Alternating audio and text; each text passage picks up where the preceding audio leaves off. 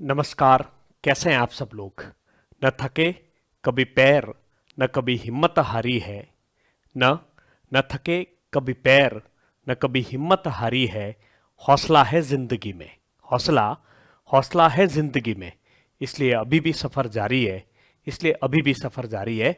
इस प्रकार का संकल्प लेकर अपने जीवन में आगे बढ़ते रहें और लगातार अध्ययन करते रहें। सफलता एक दिन अवश्य प्राप्त होगी।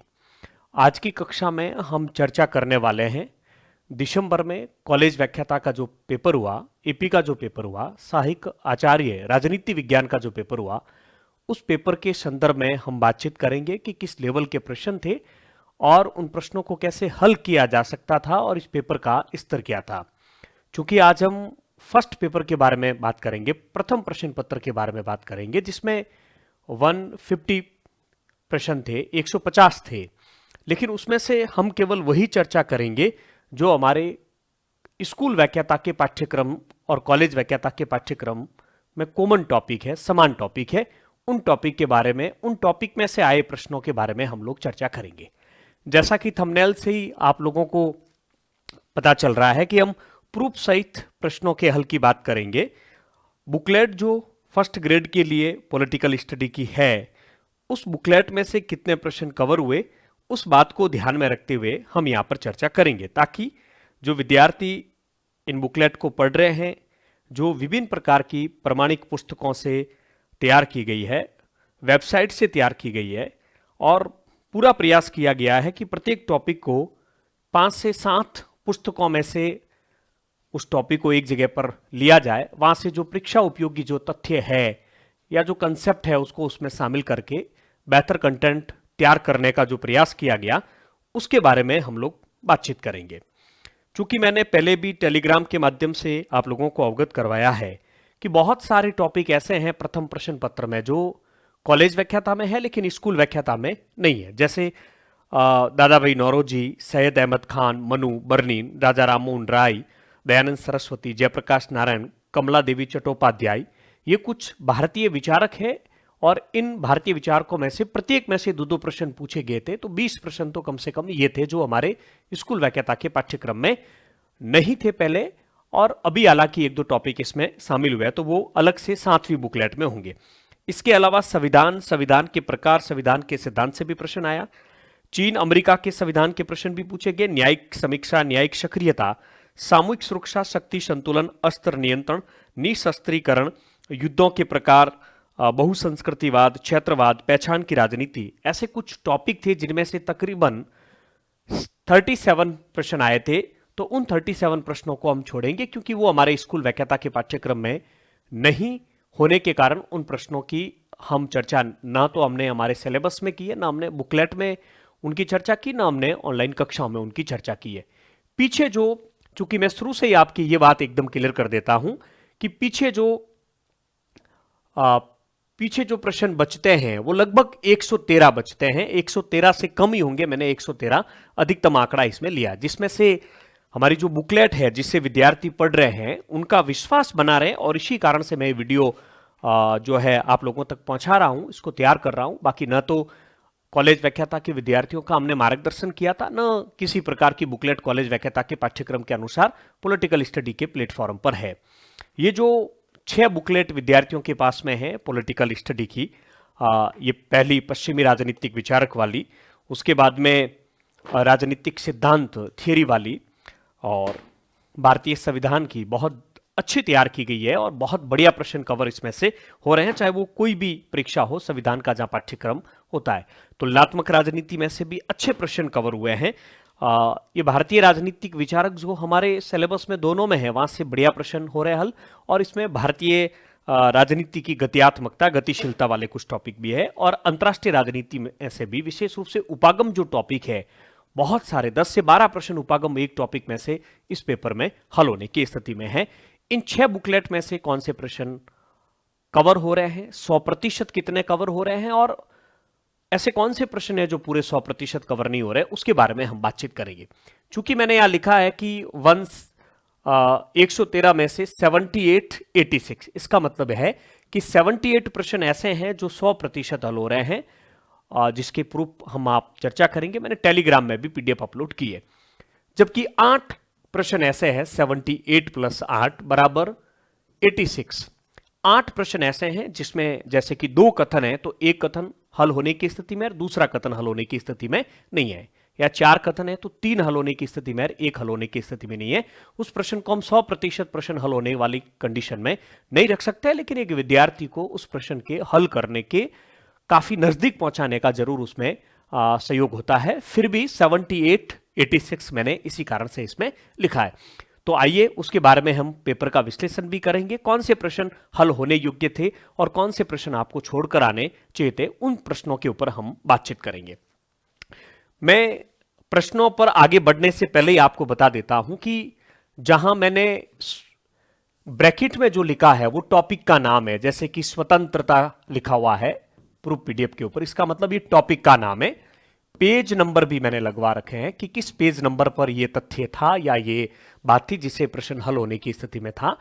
और सबसे बड़ी बात तो यह है कि ये इस बात का ध्यान रखना कि आपके पास जो मैटर है, क्योंकि विद्यार्थियों के पास में 3 प्रकार की चीज है। एक तो नोट्स जो शुरू में हमने विद्यार्थियों को दिए थे जब पूरे टॉपिक तैयार नहीं हुए थे, तो एक तो नोट्स, तो प्रत्येक टॉपिक के अलग अलग पेज नंबर है। उसके बाद में एक बुकलेट तैयार की थी, वो बुकलेट बहुत सारे विद्यार्थियों के पास है, जो पुराना जो स्कूल व्याख्याता का पाठ्यक्रम था उसके आधार पर।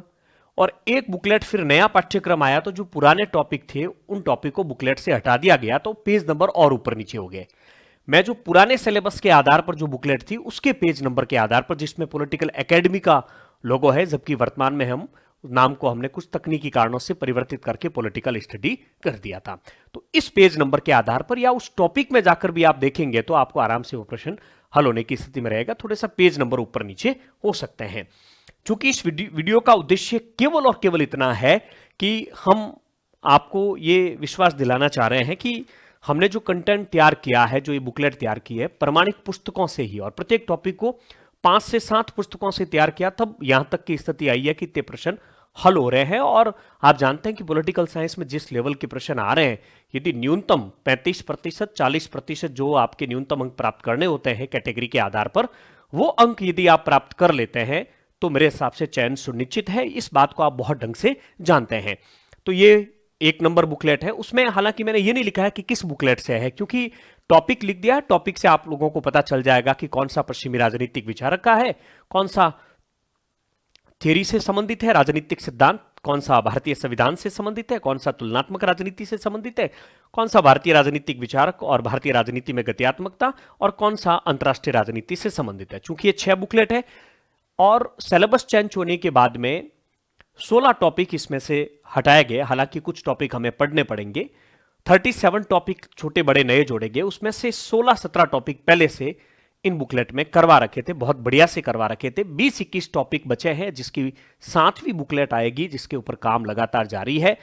आधा काम लगभग हो चुका है, 5, 7, 10 टॉपिक बचे हैं जिसको तैयार होने में मुझे लगता है कि 2 महीने का समय लग जाएगा। तो फरवरी अंत तक हम प्रयास करेंगे कि 7वीं बुकलेट आप लोगों तक पहुंच जाए। तब तक इन बुकलेट को आप बढ़िया से तैयार करें। जल्दबाजी में यदि मैटर को तैयार करेंगे तो वही स्थिति रहेगी कि फिर एग्जाम में वो उसमें से प्रश्न यदि पर्याप्त मात्रा में नहीं आते हैं तो वो उपयोगिता उसकी नहीं रह पाती है। इसलिए समय लगेगा, लेकिन मैटर आपको अच्छा देंगे ताकि आप बढ़िया से उनको तैयार कर सके।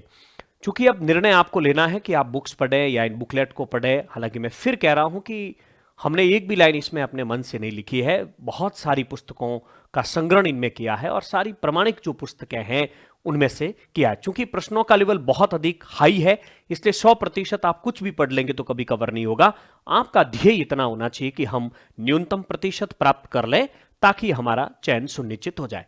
चूंकि मैंने संस्कृत विभाग का जो स्कूल व्याख्याता का पेपर हुआ उसका भी मैंने प्रूफ सहित एक वीडियो आप लोगों तक पहुंचाया था।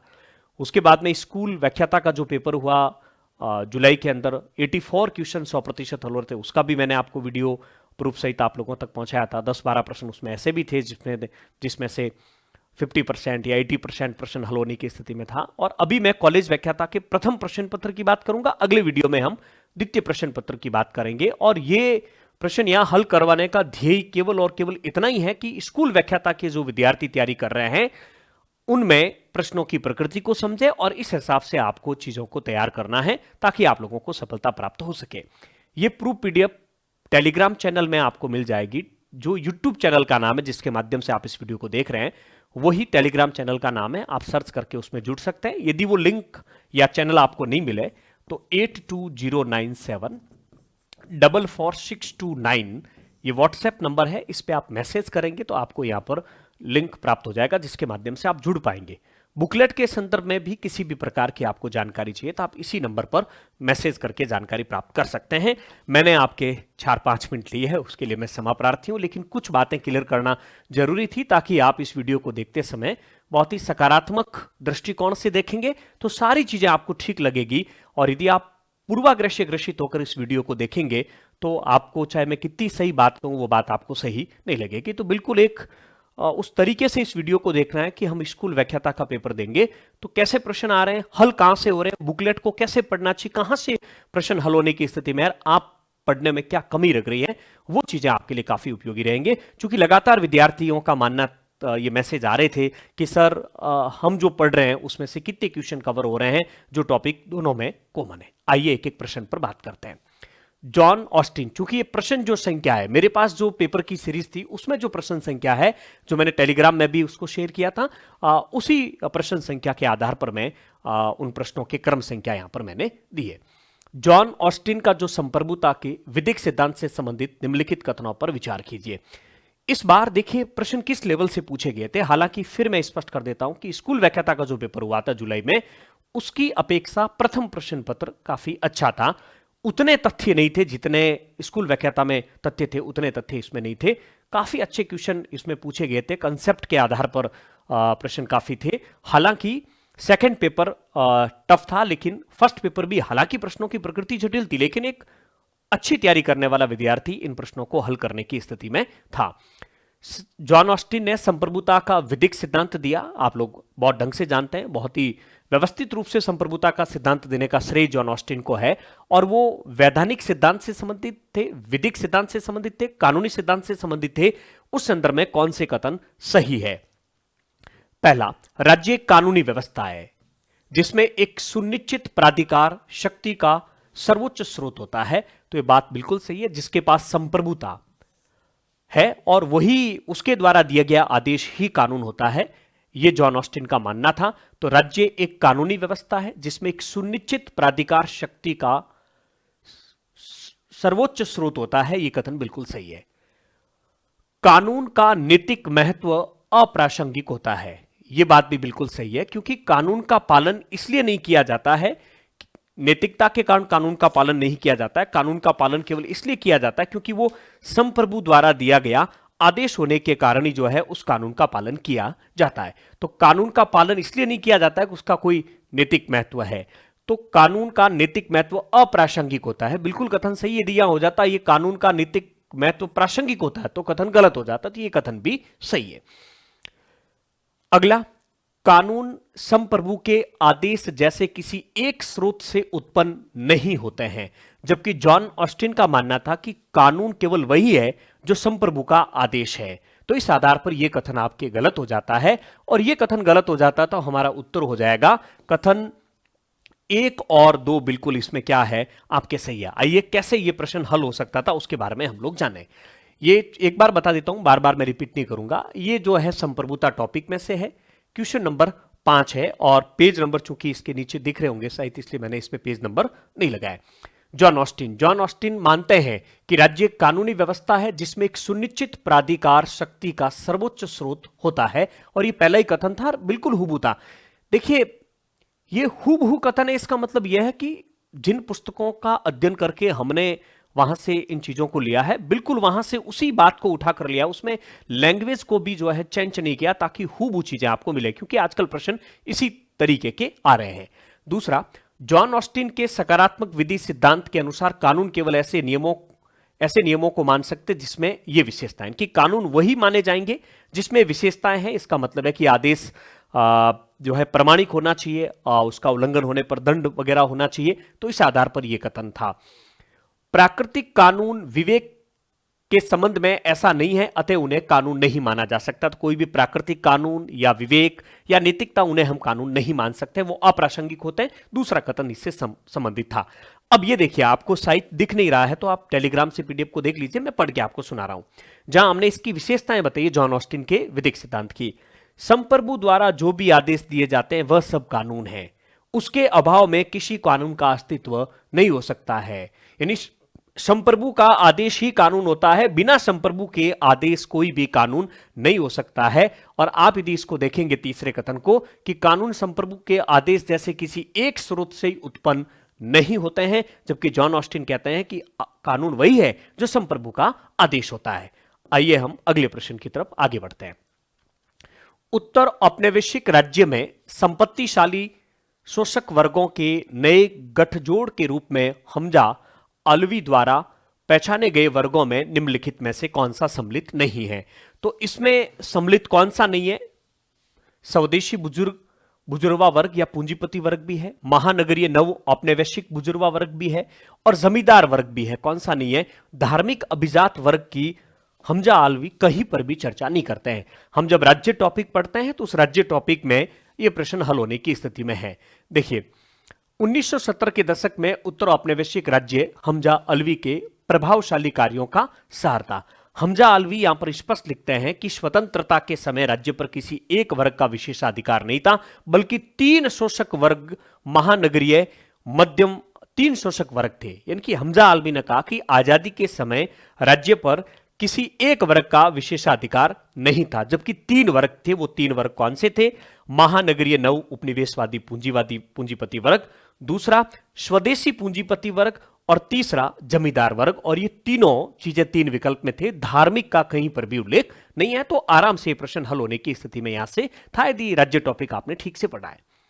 निम्नलिखित में से कौन सा कथन राज्य के उदारवादी सिद्धांत के बारे में सही नहीं है?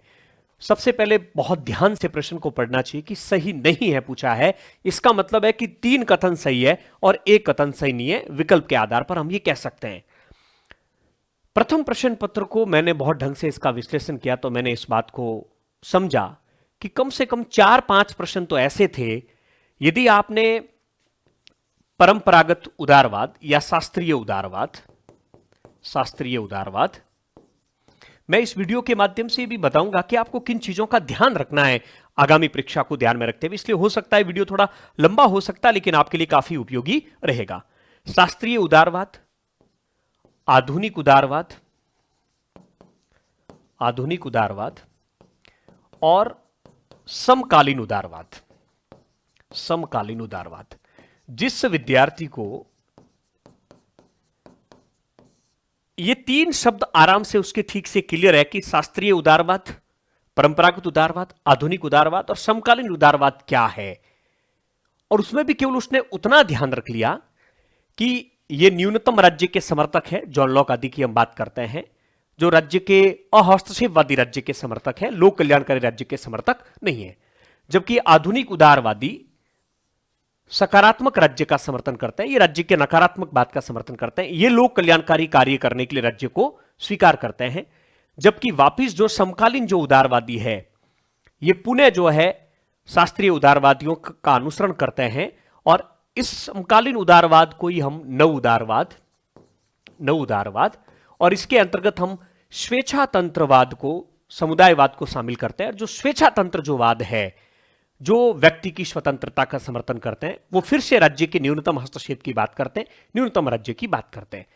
ये सिर्फ इतना सा बात यदि आपको पता होती, और मेरे हिसाब से स्कूल व्याख्याता और कॉलेज व्याख्याता की तैयारी करने वाले विद्यार्थी को इतना तो समझ आनी चाहिए। हमने जब न्याय टॉपिक पढ़ाया था, शुरू किया था थियरी में, तब एक पूरी कक्षा 1 घंटे की इसी संदर्भ में थी, इस अवधारणा के संदर्भ में थी, और कम से कम इस पेपर में 4 से 5 प्रश्न ऐसे थे जो इन तीनों शब्दावलियों को हल्का सा जिसके पास में जानकारी है, आराम से वो प्रश्न हल होने की स्थिति में थे। चूंकि ये कह रहा है कि निम्नलिखित में से कौन सा कथन राज्य के उदारवादी सिद्धांत के बारे में सही नहीं है, चूंकि उदारवादी जो है वो व्यक्ति की स्वतंत्रता की बात करते हैं, उनके लिए व्यक्ति साध्य है और राज्य साधन है। वो न्यूनतम राज्य की बात करते हैं, अहस्तक्षेपवादी राज्य की बात करते हैं। वो कहते हैं कि राज्य एक आवश्यक बुराई है। बुराई इसलिए है क्योंकि वो व्यक्ति की आजादी को कम करता है, और आवश्यक इसलिए है क्योंकि कानून व्यवस्था को बनाए रखने के लिए राज्य की आवश्यकता रहती है। अब इस आधार पर इसको हम प्रश्नों को हल करते हैं। ये राज्य को एक आवश्यक बुराई के रूप में देखते हैं जो केवल उतनी ही सीमा तक अस्तित्व में रहता जितना व्यक्ति चाहते हैं। तो आवश्यक भी है क्यों, मैंने बता दिया, और बुराई है क्यों, बिल्कुल कथन ये तो सही है। ये सामाजिक व्यवस्था सुनिश्चित करने के लिए पूर्ण और सर्वशक्तिमान राज्य की वकालत करते हैं। तो ध्यान रखना, उदारवादी कभी भी पूर्ण और सर्वशक्तिशाली राज्य की बात नहीं करते हैं। उनका मानना है कि न्यूनतम राज्य होना चाहिए, या सकारात्मक जो आधुनिक उदारवादी है वो भी राज्य की थोड़ी सी, उस राज्य को एक आवश्यक अच्छाई जरूर मान लेते हैं, ताकि कुछ राज्य को कार्य करने चाहिए, ताकि जो है उदारवाद की जब आलोचना बहुत अधिक होने लगी तब आधुनिक उदारवादियों ने इस प्रकार की चर्चाएं की थी। तो ये सीधा सीधा ही गलत हो गया कि वो कभी भी पूर्ण और सर्वशक्तिमान राज्य की बात नहीं करते हैं। ये समय के अनुसार बदलाव के लिए राज्य में क्रमिक सुधार का समर्थन करते हैं। शास्त्रीय उदारवादियों ने फिर आधुनिक उदारवाद के रूप में राज्य के सकारात्मक कार्यों का समर्थन भी किया था। राज्य शासितों की सहमति पर आधारित होता है, इसका उद्देश्य व्यक्तिगत हितों की पूर्ति करना होता है। बिल्कुल बात सही है, उदारवादी व्यक्ति के हितों का समर्थन करते हैं। केवल इसके माध्यम से आराम से हल हो रहा था, जैसे उदारवादी सिद्धांत हमने राज्य टॉपिक में पेज नंबर 180 पर है। इस सिद्धांत के अनुसार राज्य ऐसा उपकरण है जिसका निर्माण मनुष्य अपने हितों की पूर्ति के लिए करता है। ये जो कथन है राज्य शासितों की सहमति पर आधारित होता है और इसका उद्देश्य व्यक्तिगत हितों की पूर्ति करना होता है। पुलिस राज्य रात्रि प्रहरी, अर्थात राज्य का कार्य केवल कानून और व्यवस्था की स्थापना करना है, यानी कि राज्य का कार्यक्षेत्र न्यूनतम होना चाहिए, सर्वशक्तिमान राज्य नहीं होना चाहिए। इनके अनुसार राज्य एक आवश्यक बुराई है तथा सरकार श्रेष्ठ है जो न्यूनतम शासन करती है, वही सरकार अच्छी जो न्यूनतम शासन करती है। राज्य के कार्य क्षेत्र केवल शांति और सामाजिक व्यवस्था तक ही सीमित है।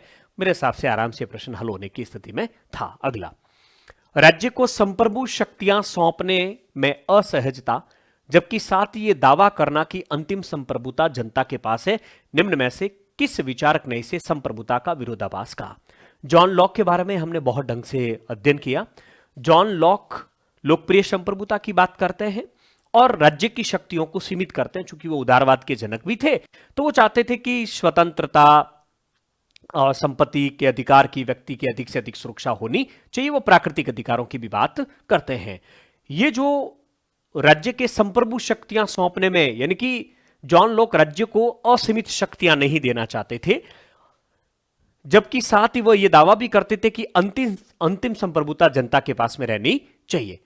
किस विचारक ने इसे संप्रभुता का विरोधाभास कहा था? इसका उत्तर तो हो जाएगा जेम्स बुकानन। आइए, कहां था ये प्रश्न?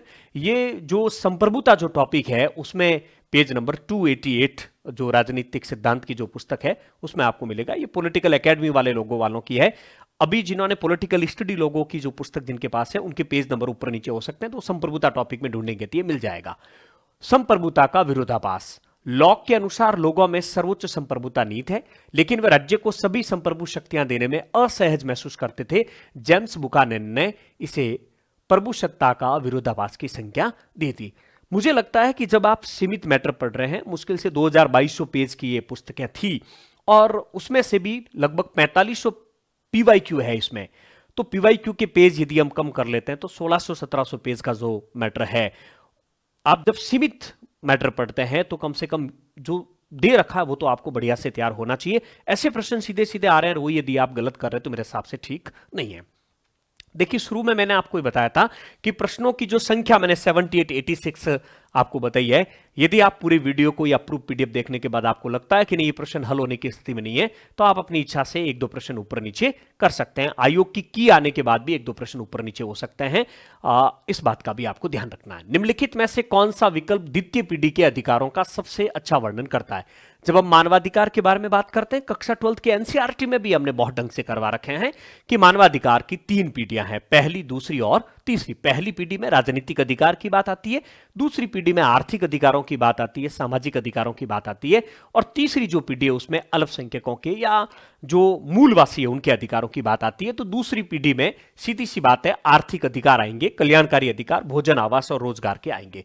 बहुत ढंग से हमने जब कंटेंट तैयार किया तो प्रत्येक चीज को डायग्राम में, चार्ट में इस प्रकार से विभाजित करके देने का प्रयास किया ताकि जो है आपको याद करने में आसानी रहे। तो पहली पीढ़ी में धर्म व मतदान का अधिकार यानी राजनीतिक अधिकार आ जाती है, द्वितीय पीढ़ी में आर्थिक अधिकार है, काम है, तो उससे आपके स्पष्ट आराम से प्रश्न हल होने की स्थिति में था।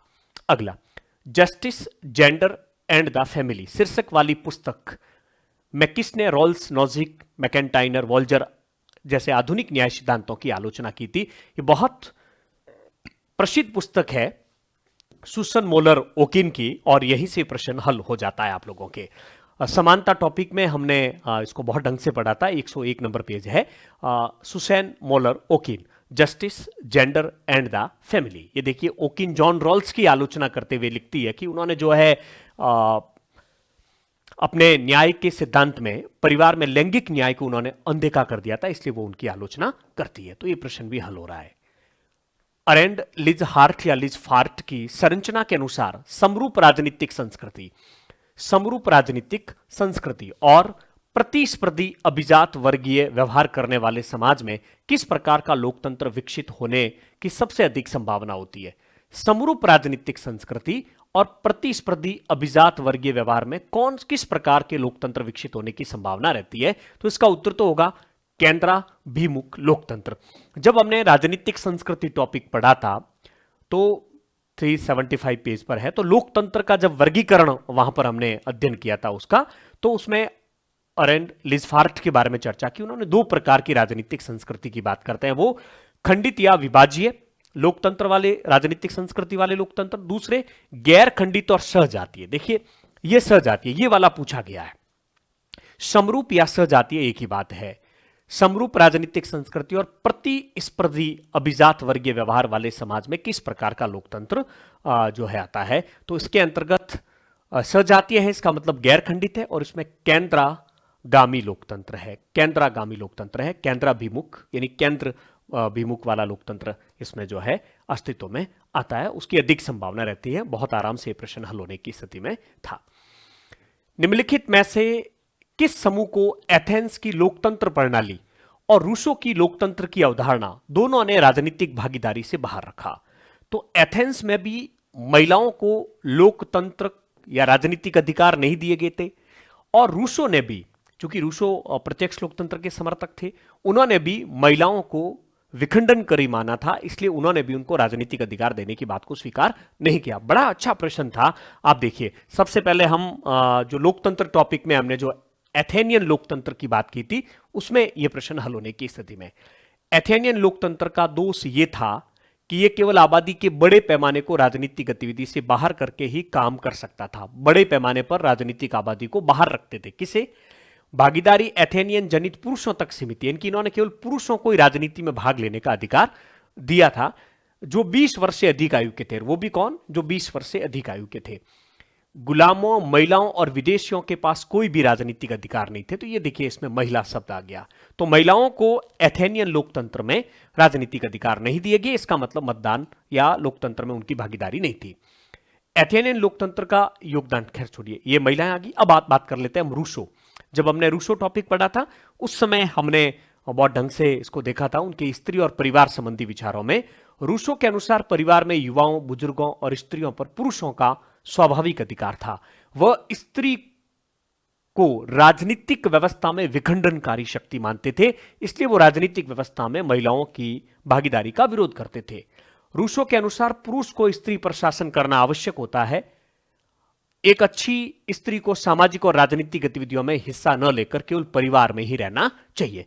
तो बहुत आराम से प्रश्न आप लोगों के हल हो रहा था, यदि बहुत ढंग से चीजों को आपने पढ़ रखा है। ढंग से पढ़ने का मतलब यह है कि जिसको भी पढ़ो उसको लिखकर याद करें, समझकर याद करें, या उसको ठीक से अपने मस्तिष्क में स्थायी करने के लिए बार बार आपको रिवीजन करना होता है। प्रतिनिधि लोकतंत्र के संदर्भ में निम्नलिखित में से कौन सा कथन डेलीगेट और ट्रस्टी यानी प्रतिनिधि और ट्रस्टी मॉडल के अंतर्गत सही है? दो प्रकार के, या फिर जो है आपके लोकतंत्र के, प्रतिनिधि लोकतंत्र के कथन दो प्रकार के इसमें दे रखे हैं दृष्टिकोण, एक डेलीगेट और दूसरा ट्रस्टी। पहला डेलीगेट दृष्टिकोण इस बात पर जोर देता है कि निर्वाचित जनप्रतिनिधियों को अपने मतदाताओं की स्पष्ट इच्छाओं के अनुसार कार्य करना चाहिए। क्योंकि वो उसका डेलीगेट है, प्रतिनिधि है, उसको वही काम करने चाहिए जो उसको जनता निर्देशित करे, या जनता की इच्छा के अनुसार ही काम करना चाहिए। उसको खुद का दिमाग लगाने की आवश्यकता नहीं है। यह बात बिल्कुल सही है। डेलीगेट मॉडल के समर्थक तर्क देते हैं कि स्वशासन को प्रभावी बनाने के लिए हमें प्रतिनिधियों को स्पष्ट रूप से जवाबदेही बनाने के तरीके खोजने होंगे। यानी हमने जिन प्रतिनिधियों को चुनकर भेजा है वो केवल हमारी बात करें, और यदि वो हमारे हितों की बात नहीं करते तो उनको उनकी जवाबदेहिता सुनिश्चित होनी चाहिए, उनका उत्तरदायित्व सुनिश्चित होना चाहिए, और यदि ऐसा वो नहीं करते तो उनको हटाने के तरीके हमें ढूंढने होंगे, जैसे प्रत्याहार, वापस बुलाने का अधिकार जैसे। तो ये कथन भी बिल्कुल सही है। चौथा कथन पहले देखते हैं हम। ट्रस्टी मॉडल के समर्थक के रूप में एडमंड बर्क, जो कि बहुत बड़े समर्थक थे इसके, उनका मानना है कि प्रतिनिधियों को अपने सर्वोत्तम विवेक का प्रयोग करने की स्वतंत्रता होनी चाहिए। डेलीगेट का ट्रस्टी मॉडल बिल्कुल विपरीत है। ट्रस्टी मॉडल के समर्थक बर्क का मानना है कि जनता का जो प्रतिनिधि है वो अपने विवेक से ही काम करे, उसको ये नहीं देखना है कि जनता क्या मांग कर रही है, क्योंकि जनता बेहतर तरीके से नहीं जानती है, उनमें इतनी राजनीतिक समझ नहीं होती है। जो प्रतिनिधि है वो विवेकशील होता है, वो बुद्धिशाली होता है, उसको अपने विवेक के अनुसार निर्णय लेना चाहिए, और वह केवल निश्चित अंतरालों पर मतदाताओं के प्रति उत्तरदायी होने, केवल निश्चित अंतराल के बाद ही वो, यानी कि सतत उसका जनता के प्रति उत्तरदायित्व सुनिश्चित नहीं होना चाहिए। यह बात भी बिल्कुल सही है। ये तीनों जब सही है तो एक कथन इसमें गलत होना है, तो 3 नंबर इसका उत्तर होता है। और ये 3 नंबर उत्तर क्यों होता है? क्योंकि ट्रस्टी दृष्टिकोण के बौद्धिक मार्गदर्शक जेम्स मैडिसन नहीं है, वो एडमंड बर्क है। और ये जो आगे कथन है कि संसद एक राष्ट्र की विचार विमर्शकारी सभा है, ये एडमंड बर्क का ही कथन है। तो इस आधार पर इसका उत्तर 3 हो गया। आइए एडमंड हम देखते हैं, जैसे पहले हम ट्रस्टी मॉडल देख लेते हैं, प्रतिनिधि मॉडल देख लेते हैं। इस मॉडल के तहत व्यक्ति एक प्रतिनिधि के रूप में कार्य करता है। राजनेताओं पर जनता के अधिक नियंत्रण देने के साधनों के रूप में पहल और वापस बुलाना के अधिकार के उपयोग की वकालत की है। वापस बुलाने का अधिकार होना चाहिए, रिकॉल का अधिकार होना चाहिए, राइट टू रिकॉल होना चाहिए, आरंभक का अधिकार होना, जनता खुद कानून बनाने की पहल कर सकती है। इस सिद्धांत के अनुसार प्रत्येक प्रतिनिधि को अपने निर्वाचकों के संदेशवाहक के रूप में कार्य करना चाहिए। प्रतिनिधियों को उस ढंग से मतदान करना चाहिए जैसे कि उनके निर्वाचक चाहते हैं। जनता का प्रतिनिधि वही काम करे जैसा वहां की जनता चाहती है। तो वो ऊपर वाले दोनों कथन इससे सही हो रहे हैं। अब आगे देखिए, एडमंड बर्क के अनुसार प्रतिनिधि का सार परिपक्व निर्णय प्रबुद्ध बुद्धि प्रबुद्ध विवेक के प्रयोग के द्वारा अपने मतदाताओं की सेवा करना, वो अपने विवेक और बुद्धि के अनुसार निर्णय ले। इस दृष्टिकोण के अनुसार एक बार निर्वाचित हो जाने के बाद प्रतिनिधियों को अपने हिसाब से सोचना चाहिए और इस आधार पर वह स्वतंत्र निर्णय ले सकते हैं। चूंकि इसमें एडमंड बर्क है तो इनमें से बहुत से कथन एडमंड बर्क के हैं, तो 3 कथन सही हो गए, तो चौथा अपने आप निकल गया। अब आइए, निम्नलिखित में से कौन सा विद्वान नव मार्क्सवादी है? नव मार्क्सवादी विचारक कौन सा है? इसमें से 2 नव मार्क्सवादी हो सकते हैं, 3 नव मार्क्सवादी हो सकते हैं, 4 नव मार्क्सवादी हो सकते हैं विकल्प के अनुसार। तो ऐसी स्थिति में रोजा लग्जमबर्ग है जो परंपरागत मार्क्सवादी है, तो मार्केंजू, हैबरमास और हॉर्खहाइमर जो है, तीनों जो है आपके नव मार्क्सवादी हो गए। बहुत ढंग से चार्ट से आपको ये चीजें दी थी कार्ल मार्क्स में कि मार्क्स से प्रभावित प्रणालियां एक परंपरागत और एक नव मार्क्सवाद, और उसमें रोजा जो लग्जमबर्ग है वो परंपरागत मार्क्सवादियों में आते हैं। तो बाकी मार्केंजू, हैबरमास और हॉर्खहाइमर, ये देखिए हॉर्खहाइमर, हर्बर्ट मार्केंजू और यूगेन हैबरमास। तो ये मैंने पढ़ाया तब भी कहा था कि ऐसे प्रश्न पूछे जाते हैं। अब है, निम्नलिखित में से कौन सा कथन रूढ़िवादी विचारकों के बारे में सही नहीं? इसका मतलब 3 सही है और 1 कथन सही नहीं है। तो ये थोड़ी प्रश्नों की प्रकृति ठीक लगी, क्योंकि आराम से एक कथन गलत को हम निकालने की स्थिति में रहते हैं। जब विकल्प ऐसे दे दिया जाता है, कथन 1 सही है, कथन 1 व 2 सही है, कथन 1, 2, 3 सही है, कथन 1, 2, 3, 4 सही है, तब थोड़ी सी दिक्कत हमारे हो जाती है। तो इसमें थोड़ा सा ठीक रहता है। अब आइए इसके बारे में हम लोग बात करते हैं। एडमंड बर्क ने अपनी पुस्तक reflections on the revolution in France में फ्रांसीसी राजनीति को मानव के सार्वभौमिक अधिकार जैसे अमूर्त सिद्धांतों के अनुसार पुनर्गठित करने के प्रयास का विरोध किया, क्योंकि वो इस क्रांति के विरोधी थे। ये बात बिल्कुल सही है, अभी हम देख लेंगे। फ्रेडरिक वॉन हायक, चूंकि हायक स्वेच्छातंत्रवादी थे, ने अपनी पुस्तक द रोड टू सर्फडम में आर्थिक हस्तक्षेप को निहित रूप से तानाशाहीपूर्ण बताया था। यह बात भी बिल्कुल सही है, क्योंकि आर्थिक हस्तक्षेप का समर्थन नहीं करते हैं। ये व्यक्ति की अधिकतम स्वतंत्रता का बात करते हैं कि राज्य को आर्थिक क्षेत्र में बिल्कुल भी हस्तक्षेप नहीं करना चाहिए। तो हैयक ने अपनी पुस्तक द रोड टू सर्फडम में आर्थिक हस्तक्षेप को निहित रूप से तानाशाहीपूर्ण बताया था कि जो राज्य आर्थिक क्षेत्र में हस्तक्षेप करता है वो तानाशाही राज्य हो जाता है। माइकल ऑक्शर्ट ने पारंपरिक मूल्यों और स्थापित रीति रिवाजों के पक्ष में तर्क दिया। माइकल ऑक्सफर्ड ने बिल्कुल परंपराओं और रीति रिवाजों का समर्थन किया था, क्योंकि रूढ़िवादी जो प्रवृत्ति है वो अज्ञात की तुलना में परिचित को, खैर ये पहली लाइन इसकी सही है तो यहां तक आगे बढ़ने की आवश्यकता नहीं। रॉबर्ट नॉजिक भी जो है स्वेच्छातंत्रवादी है, न्यूनतम सरकार की बात करते हैं, न्यूनतम राज्य की बात करते हैं, लेकिन जो पुस्तक दे रखी है टू चीयर्स फॉर कैपिटलिज्म, ये पुस्तक जो है रॉबर्ट नॉजिक की नहीं है, ये पुस्तक क्रिस्टन इरविंग क्रिस्टन की है। इसके कारण यह कथन सीधा ही गलत हो जाता है, क्योंकि रॉबर्ट नॉजिक को बहुत जगह हमने पढ़ाया और कहीं पर भी इस पुस्तक की चर्चा नहीं की है। हालांकि प्रूफ में मैंने वो लेना छोड़ दिया, रॉबर्ट नॉजिक की जहां पुस्तकें करवा रखी है, रॉबर्ट नॉजिक की जहां पुस्तकें करवाई वहां उनकी यह पुस्तक नहीं है। बर्क ने अपनी पुस्तक में फ्रांस की राज्य क्रांति की आलोचना की और ब्रिटेन की रक्तहीन क्रांति का समर्थन किया था, तो यहां से यह चीज क्लियर हो जाती है। दूसरा, हैयक का कहना है कि आर्थिक नियोजन का रास्ता अपनाने का परिणाम हमेशा सर्वाधिकारवाद के रूप में सामने आता है। आर्थिक नियोजन यानी कि यदि राज्य आर्थिक क्षेत्र में हस्तक्षेप करता है, आर्थिक नियोजन की नीतियां बनाता है, तो सर्वाधिकारवाद के रूप में सामने आता है।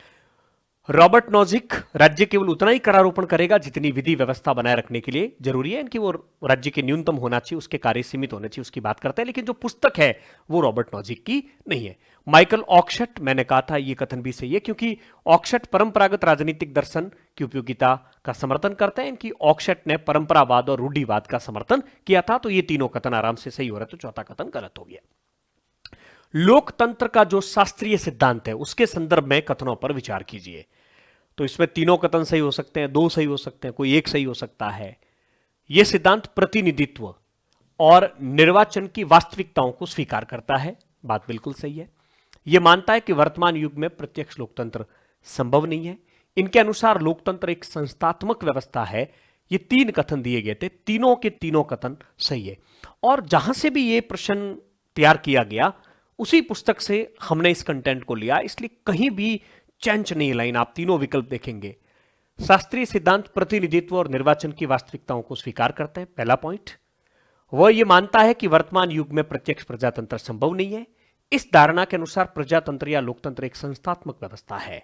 तो तीनों कथन एकदम सीधे सीधे आप लोगों के सही हो रहे हैं। अगला प्रश्न, निम्नलिखित में से अधिनायकवाद का कौन सा रूप एक आधिकारिक विचारधारा के परिवर्तन के रूप से संस्थापित किया जाता है? तो अधिनायकवाद को सर्वाधिकारवाद की विचारधारा के अनुसार स्थापित किया जाता है, और आराम से यह हल होने की स्थिति में था। सर्वाधिकारवाद जो टॉपिक करवाया अधिनायकवाद, उसमें देखिए अधिनायकवाद की एक प्रमुख अभिव्यक्ति है सर्वाधिकारवाद। हन्ना ऑरेंट ने भी सर्वाधिकारवाद को विचारधारा और आतंक के कारण समाज में अपना प्रभुत्व स्थापित किया जाता है, तो आराम से प्रश्न हल होने की स्थिति में आपके था। संयुक्त राज्य अमेरिका के निम्न में से किस राष्ट्रपति ने नवसंघवाद की बात की? तो वो रोनाल्ड रीगन है। संघात्मक टॉपिक में जो एकात्मक संघात्मक वाला तुलनात्मक राजनीति में है, उसमें इसको पेज नंबर 10 पे है, उस पर आराम से हल हो रहा है। नवसंघवाद 1980 के दशक में रोनाल्ड रीगन अमेरिकी राष्ट्रपति द्वारा नवसंघवाद का नारा दिया गया था। निम्नलिखित में से किन तरीकों से एकात्मक सरकार केंद्र से सत्ता का हस्तांतरण करती है, शक्तियों का विकेंद्रीकरण करती है, शक्तियों का विकेंद्रीकरण करती है, या शक्तियों का अवक्रमण करती है? तो ये शक्तियों को, चूंकि एकात्मक शासन व्यवस्था वाली जो सरकार होती है वो केंद्र सरकार चाहे तो राज्यों को कुछ शक्तियां दे सकती है, संविधान के तहत शक्तियों का विकेंद्रीकरण नहीं होता है। पुराने प्रश्न पढ़ने क्यों जरूरी है? हाल ही के दिनों में हुए पेपर पढ़ना क्यों जरूरी है? क्यों हमने बुकलेट के प्रत्येक टॉपिक के बाद में PYQ दिए, लगभग 4500 से अधिक, 5000 के आसपास? उसका कारण यह कि कुछ प्रश्न रिपीट होते हैं। यदि 5 प्रश्न भी रिपीट होते हैं तो हमारे लिए बहुत बड़ा बोनस होता है। जहां हम एक एक प्रश्न के लिए तरसते हैं, ऐसे बहुत से विद्यार्थी रहेंगे जो एक प्रश्न के कारण, 2 प्रश्न के कारण, या 3 या 4 प्रश्न के कारण जो है अपने चयन से वंचित हो गए। उनके लिए यह बहुत जरूरी है। देखिए, चूंकि जो अभी बुकलेट चल रही है उसमें जो प्रश्न 2000 स्कूल व्याख्याता 2025 में हुई है उसके प्रश्नों को उसमें जोड़ा गया है। बाकी पहले जो थे नोट्स उसमें तो ये है नहीं, तो अभी वाली चल रही उसमें से कवर हो रहा है आराम से। जैसे एकात्म, ये सेम क्वेश्चन आया, देखिए थोड़ी सी लैंग्वेज चेंज है। एकात्मक राज्य में केंद्र से शक्ति वितरित करने की निम्नलिखित में से कौन सी विधि अपनाई जाती है? विकेंद्रण, विकेंद्रीकरण और हस्तांतरण। ये तीनों के तीनों सब तीनों कथन इसमें सही थे। ये अपने एकात्मक संघात्मक वाले में दे रखा है, और यहां भी देखिए विसंकेंद्रण द्वारा, विकेंद्रीकरण द्वारा और अवक्रमण, अवक्रमण हस्तांतरण एक ही बात है। अंग्रेजी में दोनों शब्दों में किसी प्रकार का कोई अंतर नहीं है, तो इसका उत्तर हो जाएगा तीनों सही। यदि आपने स्कूल व्याख्याता के पेपर के सारे प्रश्नों को बहुत ढंग से देखा है और यदि ये पेपर आपने दिया है तो ये प्रश्न हल करने में किसी प्रकार की दिक्कत नहीं हो रही है। यही कारण है कि पीवाईक्यू का अध्ययन करना बहुत जरूरी रहता है।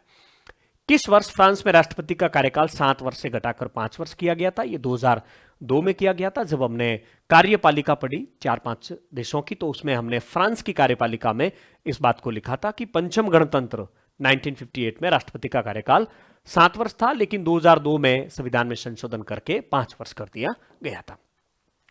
स्विट्जरलैंड की राष्ट्रीय जो परिषद है उसके संदर्भ में, निर्वाचन के संदर्भ में कथन की बात कीजिए। एक बहुत अच्छी बात मैं आप लोगों को यहां से बताना चाह रहा हूं कि प्रश्नों के विकल्प कई बार हमारे किसी प्रश्न के हल करने में बहुत सहयोगी होते हैं।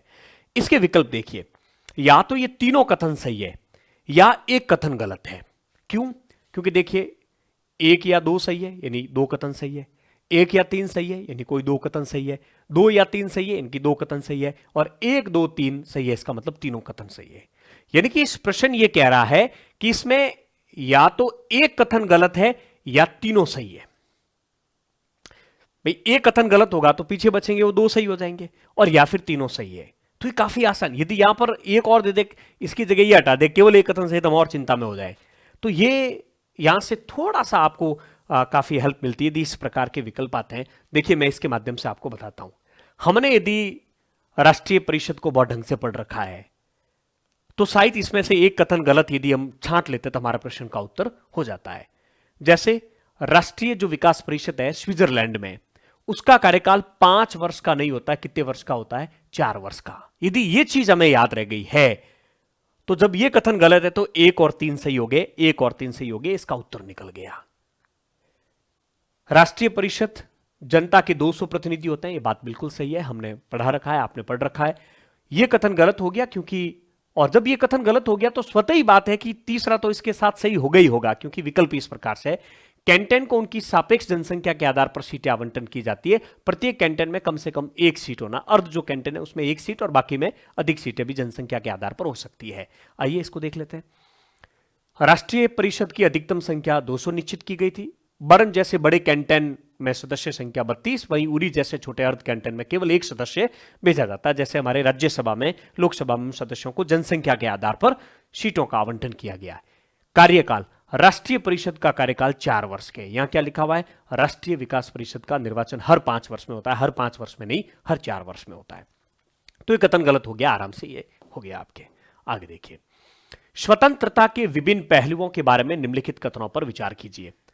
बर्लिन नॉजिक हाइक नकारात्मक स्वतंत्रता के समर्थक है। आराम से स्वेच्छातंत्रवाद के आधार पर आप आराम से इस प्रश्न का उदारवाद को बहुत ढंग से पढ़ा तो हल होने की स्थिति में। बर्लिन के अनुसार नकारात्मक स्वतंत्रता कार्य करने की स्वतंत्रता है, न कि स्वयं कार्य। रॉबर्ट नॉजिक की अवधारणा में राज्य द्वारा लगाए गए दायित्वों को अधिकतम करके स्वतंत्रता को सबसे अच्छे ढंग से सुरक्षित किया जा सकता है। ये तो एकदम गलत बात हो गई। गलत क्यों हो गई? यहां भी देखिए, या तो तीनों कथन सही है या फिर कोई 2 कथन सही है, यानी या तो एक कथन गलत है या तीनों सही है। यही तरीका यहां पर है। और जैसे निकल गया कि ये कथन गलत है तो फिर ये सही हो गया और ये बिल्कुल सही हो गया। देखिए, रॉबर्ट नॉजिक की अवधारणा में राज्य द्वारा लगाए गए दायित्वों को अधिकतम करके स्वतंत्रता को सबसे अच्छे ढंग से सुरक्षित किया जा सकता है। तो सकारात्मक स्वतंत्रता के समर्थक कहते हैं, रॉबर्ट नॉजिक ये बात नहीं कहते हैं। हैयक व्यक्तिगत स्वतंत्रता को उस स्थिति के रूप में परिभाषित करते हैं जिसमें कोई व्यक्ति किसी अन्य के मनमाने नियंत्रण का शिकार नहीं होता है। यह कथन भी सही है। तो इसका उत्तर तो हो गया 1 और 3। अब ये 1 और 3 कैसे हुआ, आइए इसके बारे में हम लोग बात कर लेते हैं। देखिए, नकारात्मक स्वतंत्रता, और इसमें हम बात कर रहे हैं बर्लिन। बर्लिन का कहना है कि आजादी के रूप में नकारात्मक स्वतंत्रता खुद काम करना नहीं बल्कि एक काम करने का अवसर है। थोड़ी सी लैंग्वेज देखो, खुद काम करना नहीं बल्कि एक काम करने का अवसर है। कार्य करने की स्वतंत्रता है, न कि स्वयं कार्य करना, न कि स्वयं कार्य करना, और न कि स्वयं कार्य करना। आइए, स्वतंत्रता खुद काम करना ही, न कि स्वयं काम करना, चाहे खुद काम करना नहीं, बात एक ही है। बल्कि ये काम करने का अवसर है, बल्कि ये काम करने का क्या है? अवसर है। नकारात्मक स्वतंत्रता कार्य करने की स्वतंत्रता है, इनकी काम करने का अवसर है, न कि स्वयं कार्य करना, न कि स्वयं कार्य करना, खुद काम करना नहीं है, न कि स्वयं कार्य करना, खुद काम करना नहीं, बिल्कुल एकदम हूबहू। तो बिल्कुल ये कथन तो सही हो ही गया। आगे देखते हैं रॉबर्ट नोजिक क्या कहते हैं। नोजिक कहते हैं कि वो रात्रि प्रहरी राज्य के समर्थक है, न्यूनतम राज्य के समर्थक है। नोजिक ने पूर्णतः बाजारवादी अर्थव्यवस्था का समर्थन किया कि राज्य कम से कम व्यक्ति के जीवन में हस्तक्षेप करे, राज्य के लिए उतना ही करारोपण करेगा जितना विधि व्यवस्था को बनाए रखने के लिए जरूरी। वो न्यूनतम राज्य के समर्थक थे, वो सीमित कार्य होने चाहिए उसके अनुसार। अब रॉबर्ट नोजिक को देखिए कथन को आप, राज्य द्वारा लगाए गए दायित्वों को अधिकतम करके, वो कहता अधिकतम नहीं न्यूनतम करके स्वतंत्रता प्राप्त की जा सकती है। वो न्यूनतम राज्य के समर्थक है, न कि हस्तक्षेपवादी राज्य के समर्थक है।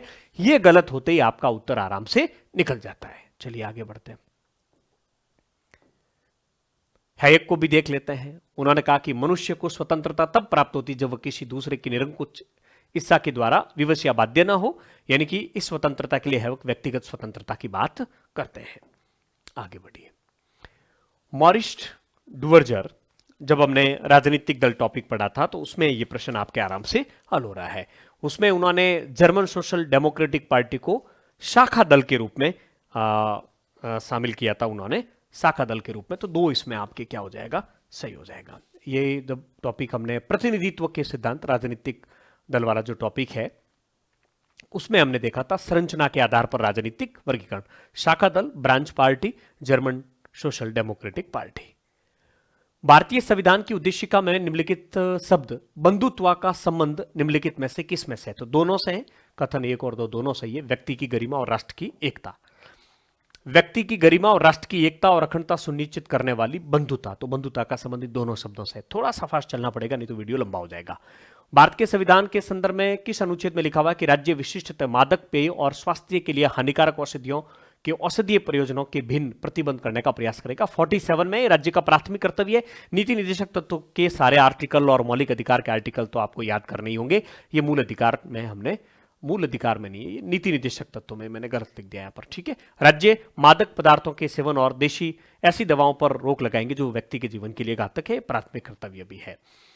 निम्नलिखित में से कौन सा अनुच्छेद भारतीय संविधान के भाग 4 का जो आर्टिकल 51 है उसमें अंतरराष्ट्रीय शांति और सुरक्षा की अभिवृद्धि के क्रियान्वयन से संबंधित नहीं है? नीति निर्देशक तत्व का जो आर्टिकल 51 है वो हमारी विदेश नीति का आधार है। भारतीय संविधान में कहीं पर भी भारत की विदेश नीति के संदर्भ में कहीं कोई अलग से प्रावधान नहीं किए गए। नीति निर्देशक तत्व का अंतिम जो आर्टिकल है उसी में जो है विदेश नीति के बारे में 4 सिद्धांतों का उल्लेख है अंतरराष्ट्रीय शांति और सुरक्षा से संबंधित। कौन सा आर्टिकल इसमें से इसकी अभिव्यक्ति नहीं करता है? तो एक आर्टिकल है वो अभिव्यक्ति नहीं करता है। आइए हम सबसे पहले ही देख लेते हैं कि अनुच्छेद जो 240 है, जो हमने संघवाद टॉपिक में करवा रखा है, अनुच्छेद 240 के तहत अंडमान और निकोबार द्वीप, लक्षद्वीप, दादर और नगर हवेली व दमन और दीव द्वारा पुडुचेरी संघ राज्य क्षेत्र की शांति, प्रगति और सुशासन के लिए राष्ट्रपति का विनियम बनाने की शक्ति है। तो इसमें कहीं पर भी अंतरराष्ट्रीय शांति और सुरक्षा का उल्लेख नहीं आता है। तो सीधा सीधा यही एक अनुच्छेद हो गया जो इससे संबंधित नहीं है, बाकी सारे के सारे इससे संबंधित है। आप देख लीजिए 246 संघ सूची, अनुसूची 7 में जो संघ सूची है उसमें विधि बनाने की शक्ति संसद को देता, जिसमें राष्ट्रीय महत्व के विषय, जिसमें अंतरराष्ट्रीय शांति और सुरक्षा से संबंधित बातें भी आती है जब आप उनकी सूची को पढ़ेंगे। इसके अलावा अनुच्छेद 247 संसद अपने द्वारा बनाई गई विधियों या किसी विद्यमान विधि जो संघ सूची में प्रगणित विषय के संबंध में है, अच्छे प्रशासन के लिए अतिरिक्त न्यायालयों की स्थापना। 247 तो खैर इसमें रहेगा ही नहीं है, दूसरा प्रूफ लग गया मुझे लगता है। हाँ 247 है ही नहीं, 253 जरूर है इसमें। 253 शायद मैं इसमें ले नहीं पाया, तो यहां किताब में दिखा देता हूं मैं आपको। संघवाद वाला टॉपिक था तो उसमें 253 अनुच्छेद भी लेना ही था। ये अनुच्छेद 253 अंतरराष्ट्रीय करारों को प्रभावी करने के लिए विधान अनुच्छेद 253 में है। तो इससे ये आराम से, वैसे 240 से ये हल हो जाता है आपके। आच्छादन के सिद्धांत के कथन देखिए, यह भारतीय संविधान के अनुच्छेद 13(1) पर आधारित है, बिल्कुल बात सही है। और इसका प्रतिपादन उच्चतम न्यायालय ने भीकाजी बनाम मध्य प्रदेश राज्य 1955 के मामले में किया था। दोनों कथन सही है और मौलिक अधिकारों में हमने इसको बहुत ढंग से पढ़ा था। आच्छादन का सिद्धांत उच्चतम न्यायालय ने भीकाजी बनाम मध्य प्रदेश राज्य 1955 के मामले में यह बात कही थी। यह सिद्धांत अनुच्छेद 13(1) से संबंधित है, आराम से हल हो रहा है। आर्टिकल 247 के अंतर्गत संसद की शक्तियों के संदर्भ में निम्नलिखित कथनों पर विचार कीजिए। तो अभी हमने 247 वैसे देखा ही है कि संसद द्वारा विधि द्वारा संघ सूची में, और यहां लिखा हुआ है राज्य सूची में, तो दोनों में से एक होगा, या तो संघ सूची की बात करेगा या फिर राज्य सूची की बात करेगा। संसद विधि द्वारा अनुच्छेद 247 के तहत संघ सूची में सूचीबद्ध किसी विषय के संबंध में किसी विद्यमान कानून के बेहतर प्रशासन हेतु अतिरिक्त न्यायालयों की स्थापना का प्रावधान करती है। तो ये केवल एक कथन होगा कि संघ सूची है, न कि राज्य सूची। आइए अनुच्छेद 247 देख लेते हैं। कुछ अतिरिक्त न्यायालयों की स्थापना का उपबंध करने की संसद की शक्ति अनुच्छेद 247 संघवाद वाले टॉपिक में करवा रखा है। संसद द्वारा बनाई गई विधियों के द्वारा या किसी विद्यमान विधि जो संघ सूची में प्रगणित विषय के संबंध में अतिरिक्त न्यायालयों की स्थापना कर सकती है। देखिए, शब्दों का बहुत ध्यान रखना। बेयर एक्ट कॉन्स्टिट्यूशन को बहुत ढंग से करवाया, पूरा बेयर एक्ट को आधार बनाकर की बुकलेट 3 को तैयार किया। पढ़ाते समय बहुत विशेष रूप से इन चीजों पर ध्यान दिया गया था। बहुत ध्यान से ध्यान रखना है कि संघ सूची है, राज्य सूची है, कहां अध्यक्ष है, कहां सचिव है, इन बातों को ध्यान रखेंगे तो प्रश्न आपके आराम से हल होंगे। तो वो अनुच्छेद हो गया, ठीक है। निम्नलिखित में से कौन सा विषय समवर्ती सूची का है? तो इसमें केवल विद्युत है वो समवर्ती सूची का है, बाकी कोई भी समवर्ती सूची का नहीं है। ये विद्युत यहां पर 38 नंबर की जो प्रविष्टि है समवर्ती सूची में, वहां विद्युत का उल्लेख है।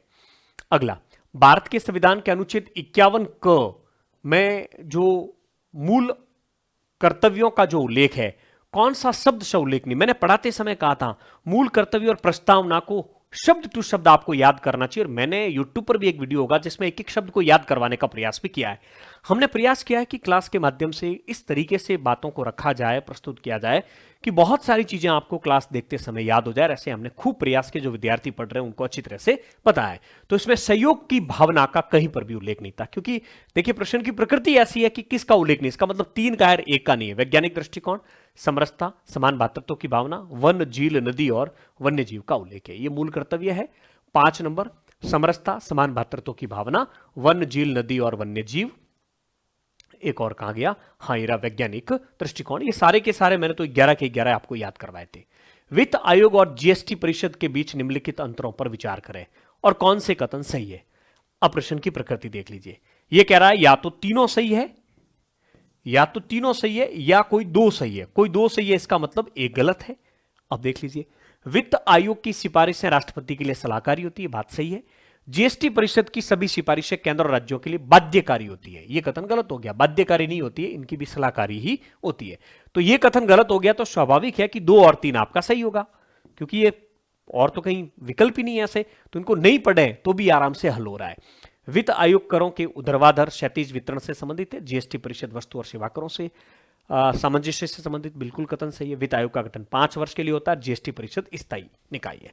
संघवाद टॉपिक जब आपको करवाया गया था तो आर्टिकल 279 कैपिटल ए में हमने बात की थी कि 101वें संविधान संशोधन 2016 के तहत जीएसटी परिषद, यानी माल और सेवा कर परिषद की स्थापना की गई थी।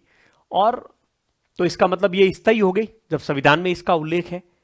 और दूसरा, आर्टिकल 279 कैपिटल ए 4 के तहत माल और सेवा कर परिषद निम्नलिखित संबंध में संघ और राज्यों को सिफारिशें करेगी, तो ये बाध्यकारी नहीं होती है। तो आराम से इन चीजों को आप हल कर सकते हैं। या वित्त आयोग के बारे में 5 वर्ष के बाद में गठित होता है, ये सारी बातें इसमें लिख रखी है। आगे, अध्यादेश जारी करने की राष्ट्रपति की शक्ति के बारे में निम्नलिखित कथनों पर विचार कीजिए। आर्टिकल 123, और इसके तहत राष्ट्रपति एक सदन द्वारा पास किए गए परंतु दूसरे सदन द्वारा अभी तक पास न किए गए विधेयक के प्रावधानों को लागू करने के लिए अध्यादेश जारी कर सकते हैं। बिल्कुल बात सही है। एक सदन ने पारित कर दिया, दूसरे ने पारित ही नहीं किया, 6 माह से अधिक का समय हो गया, तो तब तो संयुक्त बैठक बुलाई जाती है। लेकिन एक सदन ने पारित कर दिया और दूसरे ने पारित नहीं किया है, तो ऐसी स्थिति में उस विषय पर अध्यादेश जारी किया जा सकता है। यदि राष्ट्रपति केवल अध्यादेश जारी करने के उद्देश्य से ही संसद का सत्रावसान किया है तो इसको अदालत में चुनौती दी जा सकती है। तो अध्यादेश किसी भी संदर्भ में जारी किया गया है उसको न्यायिक समीक्षा के अंतर्गत आता है। तो दोनों कथन इसके अंतर्गत क्या है, सही है। 73, ये देखिए, अध्यादेश केवल तभी जारी किया जा सकता जब संसद के दोनों सदन सत्र में नहीं हो। यानी एक सदन सत्र में है, दूसरा नहीं है। एक सदन सत्र में है, दूसरा का सत्रावसान हो गया है या वो अनिश्चित काल के लिए उसको स्थगित कर दिया गया है। एक सदन का सत्र चल रहा है, दूसरे का सत्र नहीं चल रहा है। एक सदन का सत्र चल रहा है, दूसरे का सत्रावसान हो गया। तो एक सदन से कोई विधेयक पारित हो गया और दूसरे से पारित नहीं हुआ तो अध्यादेश जारी किया जा सकता है। अनुच्छेद अध्यादेश भी अनुच्छेद 13(3) के तहत विधि शब्द की परिभाषा में होने के कारण इन्हें भी न्यायपालिका में क्या दी जा सकती है, चुनौती दी जा सकती है। मेरे अनुसार दोनों कथन इसमें सही होने चाहिए। फिर इसमें थोड़ा सा संशय है जो आयोग की आने के बाद में स्पष्ट हो जाएगा। भारत के राष्ट्रपति के संदर्भ में निम्नलिखित कथनों पर विचार कीजिए। यदि राष्ट्रपति का निर्वाचन न्यायालय द्वारा शून्य घोषित कर दिया जाता है तो उसके द्वारा अपने पद की शक्तियों के प्रयोग में किए गए सभी कार्य अविधि मान्य होंगे, अविधि मान्य नहीं होंगे। उस दिन तक उनके द्वारा किए गए कार्य विधि मान्य ही होंगे। तो यह कथन आपके क्या हो गया, गलत हो गया। लेकिन विकल्प तो यह है कि दोनों सही हो सकते हैं, दोनों ही गलत हो सकते हैं, केवल एक से निकलेगा नहीं।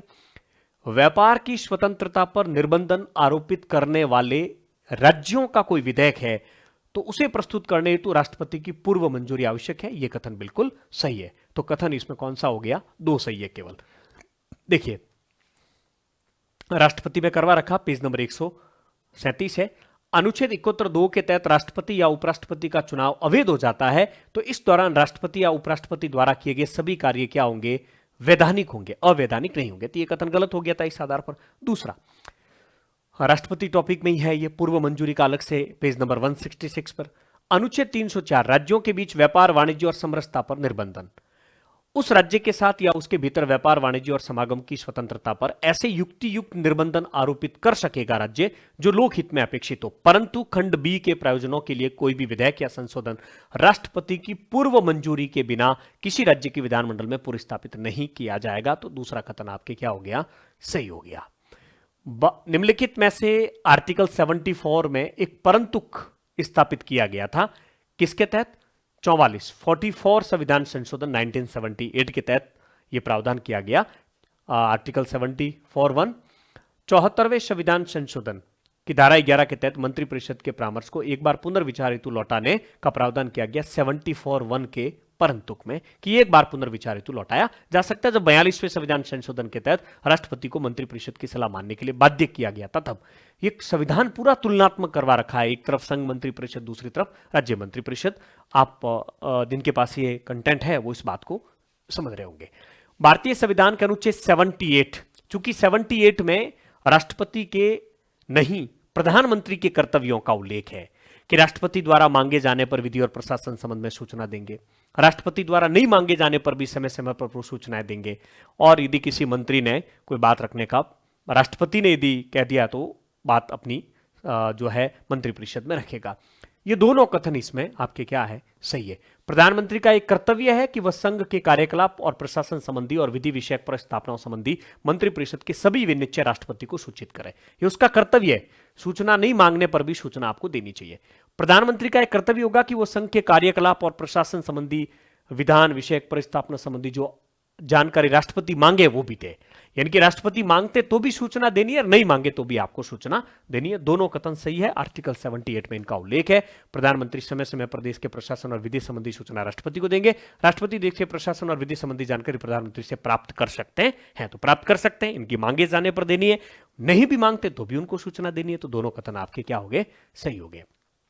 धन विधेयक के संबंध में अनुच्छेद 110 में क्या उल्लेखित नहीं है, हूबहू याद है तो ऐसे प्रश्नों को हल कर सकते हैं। चौथा इसका सही होगा, किसी व्यय को भारत की आकस्मिक निधि या आकस्मिक निधि के साथ में संचित निधि भी है। क्या है, संचित निधि भी है, इसलिए यह कथन आपके क्या हो गया, गलत हो गया। कौन सा उल्लेखित नहीं है, यह उल्लेखित नहीं है। पहला देखिए, किसी कर का अधिरोपण, उत्साधन, परिहार, परिवर्तन या विनिमन, भारत की संचित निधि की अभिरक्षा, भारत की संचित निधि में से धन का विनियोग, किसी व्यय को भारत की आकस्मिक निधि पर भारित व्यय घोषित करना। यहां संचित निधि पर कितना जबरदस्त प्रश्न है। देखिए, किसी कर का अधिरोपण, उत्साधन, परिहार, परिवर्तन और विनियमन करना, बिल्कुल सही उल्लेखित है। यह धन विधेयक की परिभाषा अनुच्छेद 110 मनी बिल। भारत की संचित निधि की अभिरक्षा, हालांकि यहां आकस्मिक निधि भी है लेकिन संचित निधि है तो कथन तो सही हो गया। भारत की संचित निधि में से धन का विनियोग करना, बिल्कुल बात सही है। किसी व्यय को भारत की संचित निधि पर भारित व्यय घोषित करना, आकस्मिक निधि नहीं, यहां केवल संचित निधि पर भारित व्यय घोषित करना, तो यह गलत हो गया।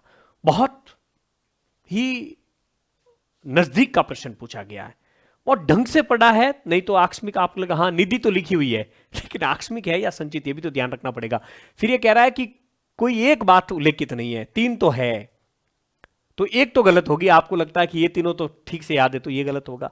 पर बड़ा अच्छा प्रश्न था। ऐसे प्रश्न हल करना हालांकि बहुत मुश्किल काम होता है, क्योंकि लाइन टू लाइन पूरे बैर एक्ट को याद करना भी मुश्किल काम होता है, लेकिन इन प्रश्नों से प्रेरणा लेते हुए आपको आगे की तैयारी करनी चाहिए। और दूसरा, हमारे पास कोई विकल्प भी तो नहीं है ना, इसलिए तैयारी तो करनी होगी। लोकसभा के महासचिव के बारे में कौन सा कथन सही है? तो इसमें यह कह रहा है कि या तो 3 कथन सही है या 2 कथन सही है। एक कथन गलत निकाल देते हो आपका प्रश्न हल हो जाएगा, और यदि आपको लगता है एक भी गलत नहीं है तो तीनों सही हो गए। आइए, राज्यसभा को भेजे जाने या लौटाए जाने वाले सभी विधेयकों पर महासचिव द्वारा प्रमाणित किया जाता है। नहीं, महासचिव प्रमाणित नहीं करता है, अध्यक्ष प्रमाणित करता है। तो यह कथन गलत हो गया। जब कथन एक गलत हो गया, दूसरा आपके पास कहीं जाना ही नहीं है। कथन 2 और 3 आपके क्या हो गए? स्वतः ही सही हो गए। देखिए, महासचिव को किसी संसदीय समिति की बैठक की तिथि और समय निर्धारित करने का अधिकार है यदि उस समय समिति का अध्यक्ष तत्काल उपलब्ध नहीं है। तो जब अध्यक्ष उपलब्ध नहीं है तो यह काम कौन करेगा? महासचिव करेगा। कथन सही है। लोकसभा के महासचिव को भारत के चुनाव आयोग द्वारा राष्ट्रपति चुनाव के लिए पदेन रिटर्निंग ऑफिसर नियुक्त किया जाता है। बिल्कुल बात सही है। बारी बारी से एक बार जो है राज्यसभा के एक बार लोकसभा के महासचिव को नियुक्त करेंगे, दूसरी बार राज्यसभा के महासचिव को नियुक्त करेंगे। लेकिन लोकसभा के महासचिव को नियुक्त तो करेंगे ना, जो पद पर है महासचिव, उसको रिटर्निंग ऑफिसर बनाया जाएगा। बात तो सही है। तो 2 और 3 सही हो गए। आइए कैसे? संसद टॉपिक में करवा रखा, पेज नंबर 290, 311 और 312 पर यह पूरा प्रश्न हल हो रहा है। अनुच्छेद 110(4) के तहत जब धन विधेयक, क्योंकि उसमें लिखा हुआ था सभी प्रकार के विधेयक, अनुच्छेद 109 के अधीन राज्यसभा को जो पारित किए जाते हैं, तब वह अनुच्छेद 111 के अधीन अनुमति के लिए राष्ट्रपति के समक्ष प्रस्तुत किया जाता है। तब प्रत्येक धन विधेयक पर लोकसभा के अध्यक्ष द्वारा हस्ताक्षर सहित यह प्रमाण और प्रश्नांकित किया जाएगा कि वह धन विधेयक है। इस प्रकार से राष्ट्रपति धन विधेयक को, लोकसभा अध्यक्ष धन विधेयक को 2 बार प्रमाणित करते हैं। एक बार कब? जब वह विधेयक राज्यसभा को पारित किया जाता है। तो महासचिव नहीं, क्या हो गया? आपके लोकसभा के अध्यक्ष हो गए। एक यहां से फिर और देख लीजिए, पारित किए गए विधेयकों का प्रमाणीकरण और उन पर अनुमति, पेज नंबर 311 पर दे रखा है। नियम 128(1) के तहत जब कोई विधेयक सदनों द्वारा पारित किया जाता है और वह लोकसभा के वश में होता है, इनकी जब वो लोकसभा के पास में है, तो वो विधेयक को 2 प्रतियों पर अध्यक्ष द्वारा हस्ताक्षर किए जाएंगे। तो महासचिव नहीं करेगा, कौन करेगा? अध्यक्ष करेगा। समिति की बैठक वाला कथन सही था।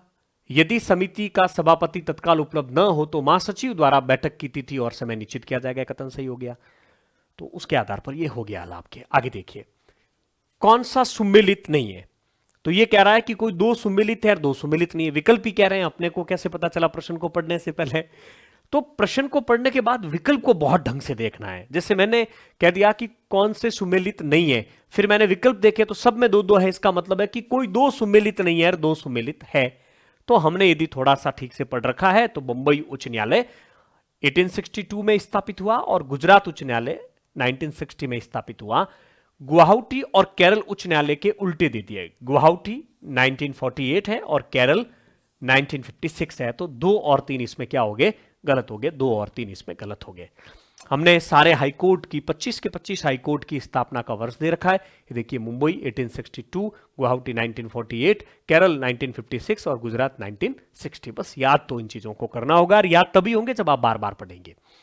भारतीय संविधान के निम्नलिखित में से किस अनुच्छेद में न्यायाधीश के कदाचार और असमर्थता शब्दावली प्रयुक्त की गई है? ये 124(5) में है। अनुच्छेद 124(5) में इस बात का स्पष्ट उल्लेख है। अनुच्छेद 124(5) न्यायाधीशों के कदाचार और असमर्थता के अन्वेषण और साबित करने की प्रक्रिया हटाने के संदर्भ में कानून बनाने की जिम्मेदारी किसकी है? संसद की है। तो असमर्थता और कदाचार शब्द का उल्लेख किस अनुच्छेद में? 124(5) में। भारत के उच्चतम न्यायालय के संदर्भ में कथनों पर विचार कीजिए। तो यहां दोनों सही हो सकते हैं, दोनों गलत हो सकते हैं। तो ये विकल्प देखते ही पता चल गया कि इसमें तो 100% हमें चीजें क्लियर है, तो यह होगा, अन्यथा कोई हेल्प नहीं है विकल्प से। देखिए, अनुच्छेद 132 से 135 के अधीन उच्चतम न्यायालय में विशेष इजाजत से अपील केवल उच्च न्यायालय के निर्णय, आदेश, अंतिम आदेशों के विरुद्ध फाइल की जा सकती है। अपीलीय न्यायालय, तो अपीलीय न्यायालय के अनुच्छेद 132 से 134 तक है। 135 इसके अंतर्गत नहीं आता है। अनुच्छेद 136 के अंतर्गत किसी अस्थायी आदेश के विरुद्ध अपील फाइल नहीं की जा सकती है, जबकि विशेष अपील की जा सकती है अनुच्छेद 136 के तहत। तो दोनों ही इसमें क्या है? गलत है। आइए देखते हैं कैसे गलत हुए। अनुच्छेद 135 में तो क्या है? जबकि ये कह रहा है अनुच्छेद 135 को तो अपील्य में बता रहा है। यहां देखिए, अनुच्छेद 135 के तहत विद्यमान विधि के अधीन संघीय न्यायालय की अधिकारिता और शक्तियों का प्रयोग उच्चतम न्यायालय द्वारा किया जाना जब तक संसद विधि द्वारा उपबंध नहीं करे। तो अनुच्छेद 135 में तो यह बात लिखी गई है, और जबकि वहां अनुच्छेद 135 इस प्रकार से दे रखा है, तो इस आधार पर एक तो गलत हो गया। हाई सुप्रीम कोर्ट में हमने पढ़ा था। अनुच्छेद 136 के तहत भारत के उच्चतम न्यायालय को किसी न्यायालय या अधिकरण के विनिश्चय से उत्पन्न किसी विषय की अपील की इजाजत देने की शक्ति प्राप्त है अनुच्छेद 136 के तहत। तो वो भी कथन गलत हो गया, तो दोनों गलत हो गए। ये देखिए, अपीलीय अधिकारिता अनुच्छेद 132 है, 33 है और 34 है, 35 नहीं है। इसके माध्यम से भी आप हल कर सकते थे। भारत के संविधान के निम्नलिखित में से किस अनुच्छेद के अंतर्गत राज्यपाल राज्य विधान मंडल के सदन का या किसी सदन का सत्रावसान कर सकेगा? आप लगातार देख रहे हैं कि अब इस प्रकार के प्रश्न पूछे जा रहे हैं कि हमें अनुच्छेद बहुत ढंग से याद होना चाहिए। जब तक ठीक ढंग से अनुच्छेद याद नहीं होगा, ऐसे प्रश्नों को आप हल नहीं कर पाएंगे। आर्टिकल 174(2) में क, तो ये इसका उत्तर है। अब देखिए, क है, ख है, एक है। ये बहुत मुश्किल काम होता है इन आर्टिकल को इस प्रकार से याद रखना, लेकिन हमारे पास कोई दूसरा तरीका नहीं है। या तो ठीक से याद नहीं है तो इनको छोड़ दीजिए, और या फिर इनको याद आप लोगों को करना पड़ेगा। आगे प्रश्न कुछ इस प्रकार के भी आएंगे। ये आर्टिकल 174(2)(a), इसलिए हमने तुलनात्मक पढ़ा है ताकि एक संघ वाले आर्टिकल याद हो जाए तो राज्य वाले भी आप आराम से कर पाएंगे। राज्यपाल विधानमंडल के अधिवेशन का सत्रावसान करेंगे। निम्नलिखित में से कौन सा कथन भारत के संविधान के अनुच्छेद 160 के रूप में वर्णित है? तो एक सही है, मैं सीधा ही चल लेता हूं, समय ज्यादा लग जाएगा। यह राष्ट्रपति को आकस्मिकताओं में राज्यपाल के कार्यों के निर्वहन हेतु प्रावधान करने का अधिकार देते हैं। यानी कि आर्टिकल 70 में तो इस बात का उल्लेख है कि राष्ट्रपति के संदर्भ में आकस्मिक परिस्थितियां उत्पन्न होती है तो संसद कानून बनाएगी, लेकिन राज्यपाल के संदर्भ में यदि आकस्मिकताएं आती है तो कानून कौन बनाएंगे? अनुच्छेद 160 के तहत राष्ट्रपति बनाएंगे। ये सीधा सीधा हो गया। अनुच्छेद 160 राज्यपाल के पद के संदर्भ में आकस्मिक परिस्थितियां उत्पन्न होने पर राष्ट्रपति कानून बनाएंगे। भारतीय संविधान के निम्नलिखित में से किस अनुच्छेद में उल्लेखित है कि राष्ट्रपति द्वारा निकटवर्ती केंद्र शासित प्रदेश के प्रशासक के रूप में नियुक्त राज्य का राज्यपाल, यानी कि राज्य के राज्यपाल को नियुक्त किया जा सकता है प्रशासक के रूप में? तो आर्टिकल 239 अनुच्छेद 239 के 2 के तहत राष्ट्रपति किसी राज्य के राज्यपाल को निकटवर्ती संघ राज्य प्रदेश का प्रशासक या उपराज्यपाल नियुक्त किया जा सकता है। तो 239(2) हो जाएगा। थोड़ी मुझे स्पीड बढ़ानी होगी, नहीं तो वीडियो लंबा हो जाएगा, और कोई दिक्कत है नहीं। यहां मिलान करना था, तो एक तरफ आर्टिकल दे रखे हैं, दूसरी तरफ इससे संबंधित प्रावधान दे रखे हैं। तो आर्टिकल 178 में विधानसभा का अध्यक्ष और उपाध्यक्ष के प्रावधान है, तो 1 में 3, तो 1 में 3 इसमें भी है, 1 में 3 ए में 3 इसमें भी है। 186 जो है वेतन से संबंधित है, 186 ये वेतन और भत्तों से संबंधित, तो बी में 1 हो गया। तो बी में 1 होते ही ये आपके सही हो जाता। बस 2 याद रखने थे क्योंकि यहां 4 हो गए।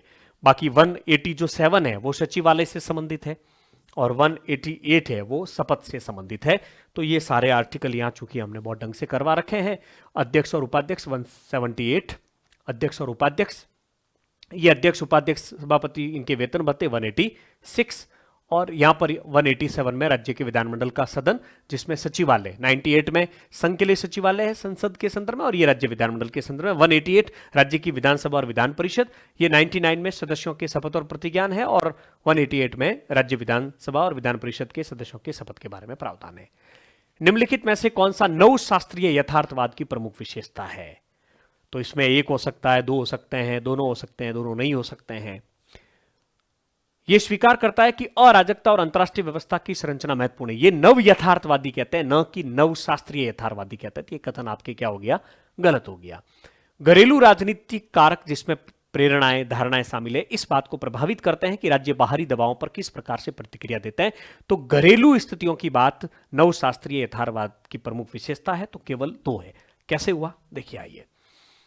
नव शास्त्रीय यथार्थवाद, नव शास्त्रीय यथार्थवाद अंतरराष्ट्रीय व्यवस्था में शक्ति के वितरण और राज्यों के बीच संबंधों के साथ साथ घरेलू कारक जैसे राज्य की संरचना, संस्कृति, घरेलू राजनीतिक व्यवस्था को ध्यान में रखते हैं। नव शास्त्रीय यथार्थवादी तर्क देते हैं कि राज्यों की घरेलू संरचनाएं और घरेलू हित विदेश नीति को आकार देने में महत्वपूर्ण भूमिका निभाते हैं। तो दूसरा कथन तो ये सही हो गया। पहला गलत क्यों है? ये देखिए, मैं नव यथार्थवाद की बात कर रहा हूं, जो उपागम टॉपिक से बहुत सारे प्रश्न आपको मिलेंगे। इसमें नव यथार्थवाद की मूल मान्यता में लिखा हुआ है कि अंतरराष्ट्रीय राजनीति का विश्लेषण अंतरराष्ट्रीय संरचना के आधार पर किया जाता है। इनके अनुसार अंतरराष्ट्रीय राजनीति की संरचना अराजकतापूर्ण होती है। तो ये नव यथार्थवादी कहते हैं, न कि नवशास्त्रीय वाले कहते हैं। अंतरराष्ट्रीय राजनीति में आदर्शवाद के मुख्य सिद्धांत क्या है? तो ये भी ये कहता है कि या तो ये गलत है या तीनों ही सही है। इसमें तीनों की तीनों सही है। मानव स्वभाव मूलतः अच्छा होता है, युद्ध समाप्त किया जा सकता है, युद्ध अंतरराष्ट्रीय संबंधों का सबसे बुरा लक्षण है। ये आदर्शवाद की मूल मान्यता, ये भी उपागम में से आया है। मानव स्वभाव अच्छा होता है, युद्ध अंतरराष्ट्रीय व्यवस्था की सबसे विकृत स्थिति है, युद्ध को रोका जाना चाहिए या इसे रोका जा सकता है। अगला, रॉबर्ट कॉक्स के अनुसार एक वर्चस्ववादी प्राधान्यवादी ऐतिहासिक संरचना में क्या शामिल है? इसका उत्तर होगा उत्पादन के सामाजिक संबंध, राज्य के रूप और विश्व व्यवस्था। ये रॉबर्ट कॉक्स को उपागम टॉपिक में ही करवा रखा है, पेज नंबर 415 पर। रॉबर्ट कॉक्स के अनुसार वर्तमान विश्व व्यवस्था और उसकी संरचना की विशेषताओं में उन्होंने सामाजिक शक्तियों, राज्यों और विश्व व्यवस्था को शामिल किया है। ये सामाजिक शक्तियों में सामाजिक बल, ये राज्य और ये विश्व व्यवस्था। और ये देखिए इसमें सामाजिक संबंध, राज्य और विश्व व्यवस्था। तो आराम से प्रश्न भी हल होने की स्थिति में था, यदि ठीक से आपने पढ़ा है तब तो, और नहीं तो नहीं। ये बहुत महत्वपूर्ण है, ऐसे प्रश्न तो आने ही आने होते हैं, जब पढ़ाते हैं तब बार बार इसकी चर्चा हम आपके साथ करते हैं। मॉर्टन कॉपलॉन के अनुसार अंतरराष्ट्रीय व्यवस्था के 6 प्रतिमानों का कौन सा भाग नहीं है? तो विकल्प कह रहा है कि कोई 2 नहीं है, 4 है और 2 नहीं है। तो बहुध्रुवीय और अधिराष्ट्रीय की हमने कहीं पर भी बात इसमें नहीं आई है, तो इसमें हो जाएगा 3 और 5। तो ये 3 और 5 केवल 2। कौन सा नहीं है? बहुध्रुवीय और अधिराष्ट्रीय। ये 6 दे रखे, देखिए शक्ति संतुलन है, ढीली द्विध्रुवीय व्यवस्था है, सार्वभौमिक व्यवस्था है, पद सौपान्य व्यवस्था है, इकाई है, कठोर है। लेकिन कहीं पर भी जो है आपके बहुध्रुवीय और अधिराष्ट्रीय यहां पर नहीं है। तो बहुत ढंग से इसको दे रखा है 6 के 6 मॉडल को। खेल सिद्धांत के किस प्रतिमान की मुख्य विशेषता है कि यदि कोई राष्ट्र अपने प्रतिद्वंदी राष्ट्र के इरादों को पूरी तरह न भी समझता है तो भी वह ऐसी नीति का अनुसरण कर सकता है जिससे उसके हितों की रक्षा हो सके, बशर्ते कि वह इस बात की परवाह न करे कि उसकी नीति से दूसरे प्रतिद्वंदी राष्ट्रों को भी लाभ हो सकता है। इसे चिकन गेम वाला इसके अंतर्गत आता है। बिल्कुल हुबहू पूछा गया था चिकन खेल। कोई राष्ट्र अपने प्रतिद्वंदी राष्ट्र के इरादों को पूरी तरह से न भी समझता हो तो भी वह ऐसी नीति का अनुसरण कर सकता है जिससे उसके हितों की रक्षा हो, बशर्ते वह इस बात की परवाह न करे कि उसकी नीति दूसरे प्रतिद्वंदी राष्ट्रों को लाभ होना भी संभव है। ये तो जिस पुस्तक से उठाया एकदम लाइन वहां से ली, सीधा हल हो रहा है, उपागम वाले में ही ये टॉपिक हल हो रहा है। निम्नलिखित कथनों पर विचार कीजिए। संचार सिद्धांत मानता है कि राजनीति मूल रूप से मार्गदर्शन, समन्वय तथा नियंत्रण की प्रक्रिया जिसमें शक्ति प्राथमिक भूमिका निभाती। नहीं, शक्ति प्राथमिक भूमिका नहीं निभाती, ये कथन आपके गलत है। दूसरा, संचार सिद्धांत में मनोयोग का केंद्रीय बिंदु निर्णय निर्माण है। तो ये कथन बिल्कुल सही है। तो कथन इसमें एक सही है। कैसे हुआ, आइए देख लेते हैं। कार्ल डाइच ने सरकार को मानव प्रयत्नों में समन्वय और मार्ग परिवर्तन की प्रक्रिया बताया। नीचे वाला देखिए, कार्ल डाइच के अनुसार सरकार या शासन एक प्रकार के मार्ग निर्देशन है, न कि शक्ति का प्रयोग। तो शक्ति का प्रयोग नहीं, जबकि वहां क्या लिखा हुआ कि शक्ति महत्वपूर्ण है, तो शक्ति नहीं, इसलिए कथन गलत हो गया। ये देखिए, डाइच के अनुसार राजनीतिक व्यवस्था तथा समाज में शासक जहाज के मार्ग निर्देशन और संचालन के समान है। दूसरा सही कैसे हुआ? संचार सिद्धांत प्रशासन की विभिन्न सूचनाओं के प्रवाह के आधार पर स्थिति निर्णय निर्माण की एक व्यवस्था मानता है। तो इस आधार पर यह भी उपागम में से आया हुआ है, संचार सिद्धांत में से। An economic theory of democracy, ये पुस्तक एंथनी डाउन्स की है। यह आपके उपागम टॉपिक से भी हल हो रहा है। An economic theory of democracy, Anthony downs. राष्ट्रीय शक्ति की प्रयोग की विधियों के संबंध में कौन सा सुगम सही है? यानी कि शक्ति की जो विधियां हैं, राष्ट्रीय शक्ति के प्रयोग की विधियां हैं, 4 विधियां हैं, और इसमें उत्तर जो है आप लोगों के ये हो जाएगा बल, दंड, प्रेरणा और पुरस्कार। तो ये हो गया आपके बल, दंड, प्रेरणा और पुरस्कार। इसके अंग्रेजी में अनुनय कहो चाहे प्रेरणा कहो, दोनों एक ही लिखा हुआ आप पेपर में देखेंगे। तो ये राष्ट्रीय शक्ति टॉपिक में से आया, एकदम सीधा सीधा आपके हल होने की स्थिति के अंतर्गत ये भी है। निम्नलिखित विचारकों में से किसने राष्ट्रीय हित को वेद और वेद नहीं में बांटा? तो कैथेन वॉल्टर्स ने इसको बांटा था। ये हमने जब राष्ट्रीय हित, हालांकि ये टॉपिक अभी स्कूल लेक्चर वाले पाठ्यक्रम में नहीं है, तो कैथेन वॉल्टर्स ने वेद या उचित राष्ट्रीय और अभेद या अनुचित राष्ट्रीय हित, उपागम ये राष्ट्रीय हित वाले टॉपिक में से। सौदेबाजी सिद्धांत के संबंध में निम्नलिखित कथनों पर विचार कीजिए। सौदेबाजी का सिद्धांत ये शून्यतर योग स्थितियों पर विचार करता है। कथन सही है, शून्य योग की बात नहीं कर रहा, शून्यतर की बात करता है, नॉन जीरो सम की बात करता है, यानी शून्य से इतर, शून्यतर योग स्थितियों पर विचार करता है। बिल्कुल बात सही है।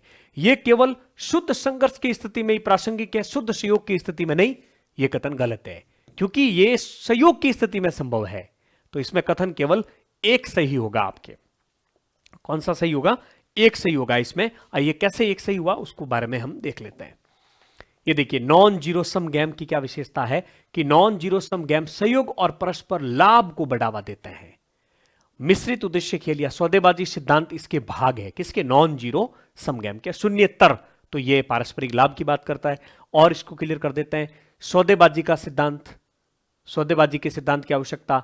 तो अंतरराष्ट्रीय राजनीति के अध्ययन में केवल युद्ध ही नहीं होते हैं, सहयोग भी होता है। तो सौदेबाजी की स्थितियां जिसमें सहयोग और सामंजस्य भी होता है।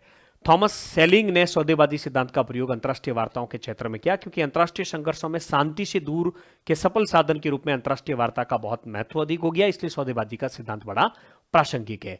अंतरराष्ट्रीय राजनीति में ऐसी स्थितियां बहुत कम होती जिसमें शून्य योग खेल, जीरो सम जो है गेम होते, जिसके भाग लेने वालों को यानी कि लाभ और हानियों को जोड़ने पर जीरो आता, तो वो आराम से इसमें हल हो रहा है।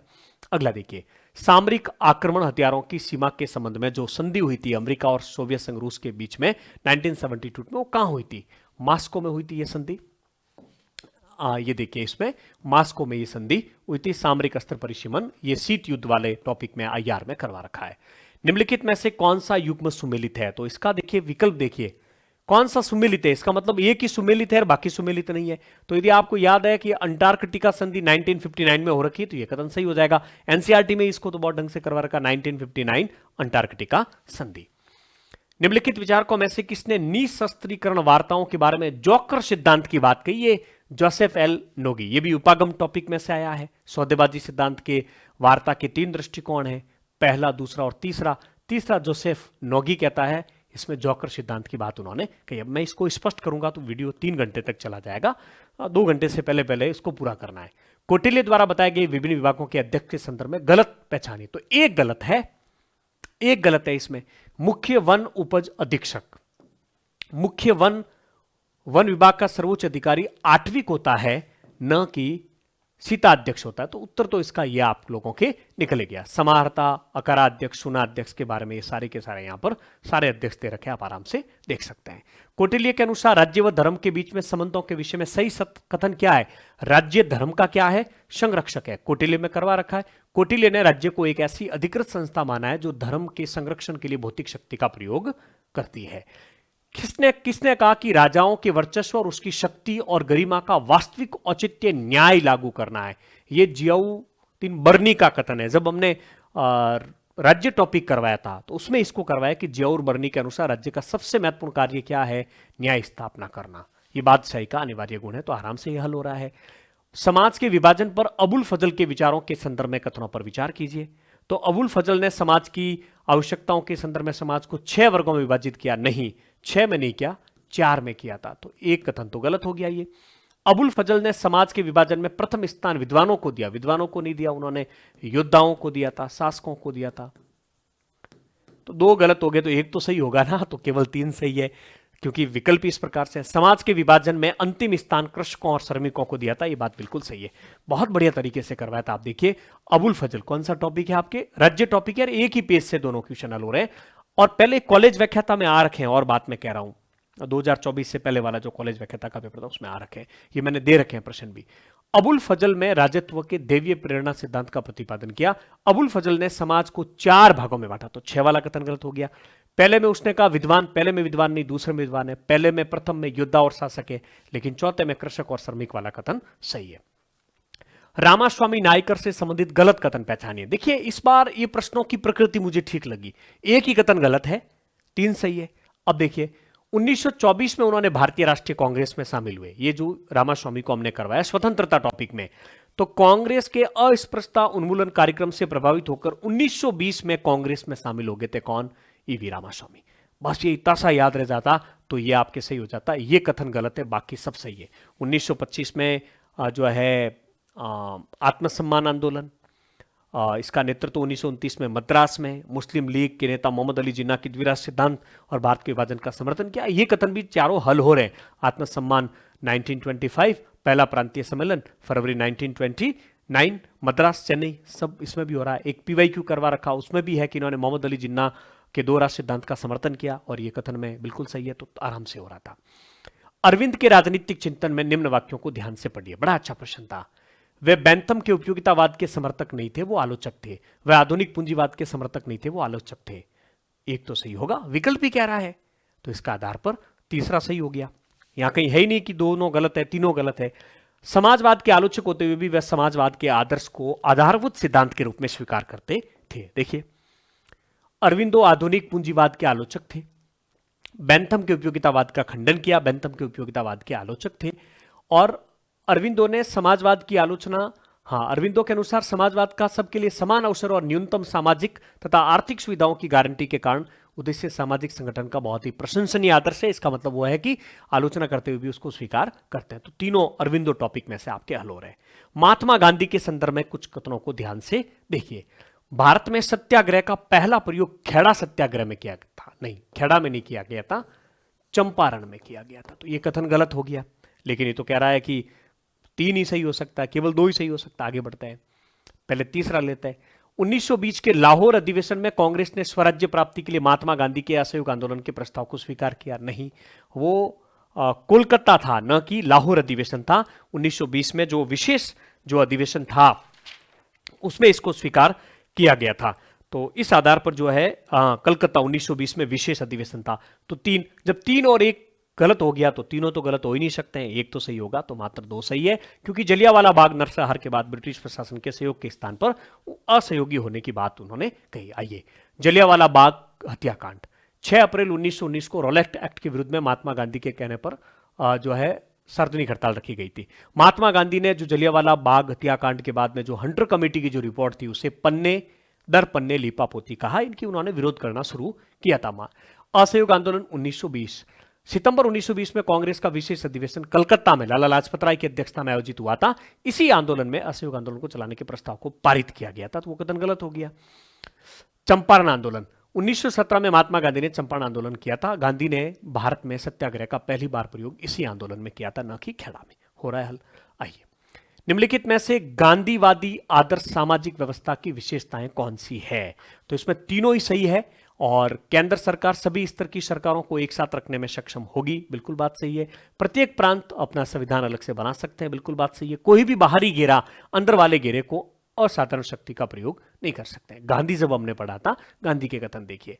प्रत्येक प्रदेश अपनी स्थानीय आवश्यकताओं और संपूर्ण देश के हितों को ध्यान में रखते हुए अपना अपना संविधान बना सकते हैं। संविधान वाला कथन सही हो गया। केंद्रीय सरकार को इतनी सत्ता अवश्य प्राप्त होगी कि वह सब प्रदेशों को एकता के सूत्र में पिरो सके, परंतु इतनी नहीं होगी कि उन पर वह अपना प्रभुत्व स्थापित कर सके। दोनों दूसरे वाले कथन भी हो गए। महात्मा गांधी के अनुसार इस तरह की राज्य व्यवस्था को विस्तृत अधिकारी तंत्र की जरूरत नहीं होगी। तो तीनों कथन इसमें सही हो रहे हैं। ये भी देख लीजिए, महात्मा गांधी प्रांतीय और राष्ट्रीय स्तर की व्यवस्थापिकाएं कार्यपालिकाएं केंद्रीकृत शक्ति का प्रयोग नहीं करेगी, क्योंकि वास्तविक विधायी और कार्यपालिकाई शक्तियां तो गांवों और जिलों के स्तर पर ही प्रयुक्त की जा सकती है। धर्मनिरपेक्षता की नेहरूवादी व्याख्या में किस आधार पर बल नहीं देती है? इनका मतलब 4 में से 1 पर बल नहीं देती है, तीसरा होगा। नेहरू के अनुसार भारतीय धर्मनिरपेक्षता की प्रकृति निरपेक्ष का मतलब तो न तो धर्म राज्य में हस्तक्षेप करेगा, न राज्य धर्म में हस्तक्षेप करेगा, जबकि हमारी धर्मनिरपेक्षता का जो मॉडल है उसके तहत राज्य धर्म की कुरीतियों को दूर करने के लिए धर्म में हस्तक्षेप कर सकता है। और ये देखिए, अमेरिका मॉडल नहीं है। ये देखिए, वो सारे कथन बाकी सही हो रहे हैं। सभी धर्मों को राज्य द्वारा समान संरक्षण प्राप्त होगा। वो भारतीय धर्मनिरपेक्षता के दार्शनिक थे। नेहरू के अनुसार समाज में सुधार के लिए धर्मनिरपेक्ष राज्य सत्ता धर्म के मामले में हस्तक्षेप कर सकती है, वो निरपेक्ष नहीं रहेगी, हस्तक्षेप कर सकती है, जैसे जातीय भेदभाव इनको दूर करने के लिए। लोहिया द्वारा प्रतिपादित सप्त क्रांति में क्या सम्मिलित नहीं है? लोहिया की सप्त क्रांति के सिद्धांत में कहीं पर भी निष्क्रिय प्रतिरोध जैसी शब्दावली नहीं है। बाकी ये सब आ जाते हैं। आर्थिक अन्याय, जाति प्रथा, साम्राज्यवाद के विरुद्ध, स्त्रियां, श्वेत लोगों के प्रति भेदभाव के विरुद्ध, व्यक्ति के अधिकारों की रक्षा, इन 7 की 7 लोहिया की क्रांति के दे रखे हैं। इसमें स्त्री पुरुष, रंग भेद, प्रजाति भेद, जाति भेद, विदेशी गुलामी के विरुद्ध, निजी पूंजी की विषमताओं के विरुद्ध, लेकिन कहीं पर भी जो है निष्क्रिय प्रतिरोध का उल्लेख नहीं है। ग्रीन द्वारा प्रदत्त आदर्शवादी राज्य सिद्धांत में सरकार का कार्य जीवन की उन परिस्थितियों को बनाए रखना है जिसमें नैतिकता का सार निहित है, स्वतः आरोपित कर्तव्यों के निस्वार्थ पालन में। यह इसका उत्तर होगा। टीएच ग्रीन को जब हमने पढ़ा था अधिकार टॉपिक में, ग्रीन, अधिकार वह शक्तियां जो व्यक्ति को नैतिक बनाने में सहायक हो, जिसके बिना व्यक्ति अपने सर्वोच्च उद्देश्य को प्राप्त नहीं कर सकता है। अगला कथन देखिए, ग्रीन ने अधिकारों के नैतिक दृष्टिकोण से देखा क्योंकि वो व्यक्तित्व या आत्मा में अंतर्निहित है। तो अंतर्निहित है, आत्मा में अंतर्निहित है, इसका मतलब स्वतः आरोपित कर्तव्यों के निस्वार्थ पालन से संबंधित है। अगला, अंबेडकर की नागरिक स्वतंत्रता की धारणा 3 आयामों पर बल देती है, निम्नलिखित में से कौन सा इसमें शामिल नहीं है। डॉक्टर बी आर अंबेडकर 2 प्रकार की स्वतंत्रता की बात करते हैं, एक राजनीतिक स्वतंत्रता और दूसरी नागरिक स्वतंत्रता। फिर नागरिक स्वतंत्रता में वो 3 आयामों पर बल देते हैं कि गिरफ्तारी से स्वतंत्रता, विमर्श की अभिव्यक्ति की स्वतंत्रता और कार्य की स्वतंत्रता। ये कह रहा है कि उन 3 में से कौन से इसमें शामिल नहीं है। तो इसमें भाषण की स्वतंत्रता तो है, हमने देख लिया, क्योंकि विमर्श अभिव्यक्ति की स्वतंत्रता है, कार्य की स्वतंत्रता है, मैंने आपको बताया, लेकिन कहीं पर भी निवास और व्यवसाय की स्वतंत्रता का अंबेडकर की नागरिक स्वतंत्रता के 3 आयामों में शामिल नहीं है। तो 3 और 4 इसमें शामिल नहीं है। ये देखिए, डॉक्टर बी आर अंबेडकर के स्वतंत्रता संबंधी विचार हमने देखे थे अंबेडकर टॉपिक में। तब ये 2 प्रकार की स्वतंत्रता, राजनीतिक और नागरिक। फिर नागरिक में 3, बिना उचित कानूनी प्रक्रिया की गिरफ्तारी से स्वतंत्रता, अभिव्यक्ति की स्वतंत्रता और कार्य की स्वतंत्रता। तो कार्य और अभिव्यक्ति इसमें सही है और वो दोनों नहीं है। चलिए, किसने समालोचनात्मक संघवाद की अवधारणा दी? वॉल्जर ने दी थी। और पुराने पेपर पढ़ना क्यों जरूरी है, आइए इसका उदाहरण मैं आपको देता हूं। यह 2024 कॉलेज व्याख्याता के पेपर में पूछा गया था। माइकल वॉल्जर, निम्नलिखित में से कौन सा विचारक अपने विचार को आलोचनात्मक सहचार्यवाद कहता है? नीचे वाला कथन भी सेम है, तो यह हल हो रहा है जो हमने पीवाईक्यू दे रखा है 2024 वाले। आप इसमें देखेंगे नागरिक समाज वाले टॉपिक में तो मिल जाएगा। शास्त्रीय लोकतंत्र से संबंधित निम्नलिखित कथनों पर विचार कीजिए। यह एथेनियन मॉडल पर आधारित है। शासन की प्रक्रियाओं में नागरिकों की प्रत्यक्ष और निरंतर भागीदारी इसकी विशेषता है। कथन ये सही है। यह प्राकृतिक अधिकार सिद्धांत और उपयोगितावाद से जुड़ा हुआ है, ऐसा कहीं पर भी उल्लेख नहीं मिलता है। तो कथन केवल एक इसमें सही होना चाहिए, हालांकि इसमें आयोग की का भी हमें इंतजार करना चाहिए। एथेनियन लोकतंत्र में नागरिकों की सहभागिता पर विश्वास था, जिसमें सभी निर्णय एक्लेसिया द्वारा लिया जाता था। और ये तो दोष का आ गया। एथेनियन लोकतंत्र का योगदान यह है कि राजनीतिक जीवन में प्रत्यक्ष और निरंतर लोकप्रिय भागीदारी के शास्त्रीय मॉडल को इसने जीवित रखा। सीबी मैकफर्सन के लोकतंत्र पर विचार से संबंधित निम्नलिखितों पर विचार कीजिए। मैकफर्सन का तर्क है कि एक सच्चा लोकतांत्रिक समाज सामाजिक सहयोग की शक्तियों को बढ़ाने की बजाय समग्र संतुष्टि को अधिकतम करना है। नहीं, यह कथन गलत हो गया। मैकफर्सन कहते हैं कि एक सच्चा लोकतांत्रिक समाज वह है जो सामाजिक सहयोग और समग्र संतुष्टि को अधिक बढ़ाता है, दोनों को बढ़ाता है। जबकि यह कहता है कि सामाजिक सहयोग की शक्तियों को बढ़ाने की बजाय वो तो समग्र संतुष्टि को अधिकतम करता है। तो यह कथन गलत हो गया। मैकफर्सन प्रतिस्पर्धी दल कहां होते हैं? जहां प्रतिनिधि लोकतंत्र होता है, और प्रत्यक्ष लोकतंत्र की संस्थाओं को, प्रत्यक्ष लोकतंत्र जहां प्रत्यक्ष लोकतंत्र होता है, संस्थाओं को मिलाकर एक प्रणाली पर आधारित परिवर्तन का वो तर्क देते हैं। नहीं, मैकफर्सन जो है प्रत्यक्ष लोकतंत्र की बात करते हैं। तो दोनों कथन यहां पर गलत हो जाते हैं। आइए देखते हैं दोनों कथन कैसे गलत हुए। ना तो कथन 1 ना कथन 2 सही है। देखिए, प्रूफ देख लेते हैं अपन। मैकफर्सन, सच्चा लोकतंत्रीय समाज मनुष्यों की सृजनात्मक शक्ति और सामाजिक सहयोग को बढ़ावा देता है। यह कथन क्या कह रहा है कि वो सामाजिक सहयोग की शक्तियों को बढ़ाने की बजाय, यानी कि इसको नहीं बढ़ाता बल्कि वो समग्र संतुष्टि को अधिकतम करता है। जबकि मैकफर्सन क्या कहता है कि सच्चा लोकतंत्रीय समाज मनुष्य की सृजनात्मक शक्ति और सामाजिक सहयोग दोनों को बढ़ावा देता है। बहुत जबरदस्त प्रश्न था। अगला देखिए, मैकफर्सन क्या कहते हैं? सहभागिता मूलक लोकतंत्र का सिद्धांत इन्होंने दिया जो प्रतिनिधि लोकतंत्र के अभिजन प्रतिरूप को चुनौती देते हैं और जनसाधारण की राजनीतिक सहभागिता को लोकतंत्र का बुनियादी लक्षण मानते हैं। यानी कि मैकफर्सन सहभागी लोकतंत्र के समर्थक है और सक्रिय सहभागिता की बात करते हैं। इसका मतलब ये रूसो के द्वारा विकसित किया गया था आधुनिक सिद्धांत 18वीं शताब्दी में। यानी कि वो प्रत्यक्ष लोकतंत्र के समर्थक है, प्रतिनिधि लोकतंत्र की वो क्या करते हैं? आलोचना करते हैं। जबकि वो कथन है कि दोनों का मिक्स करके एक नया मॉडल देते हैं।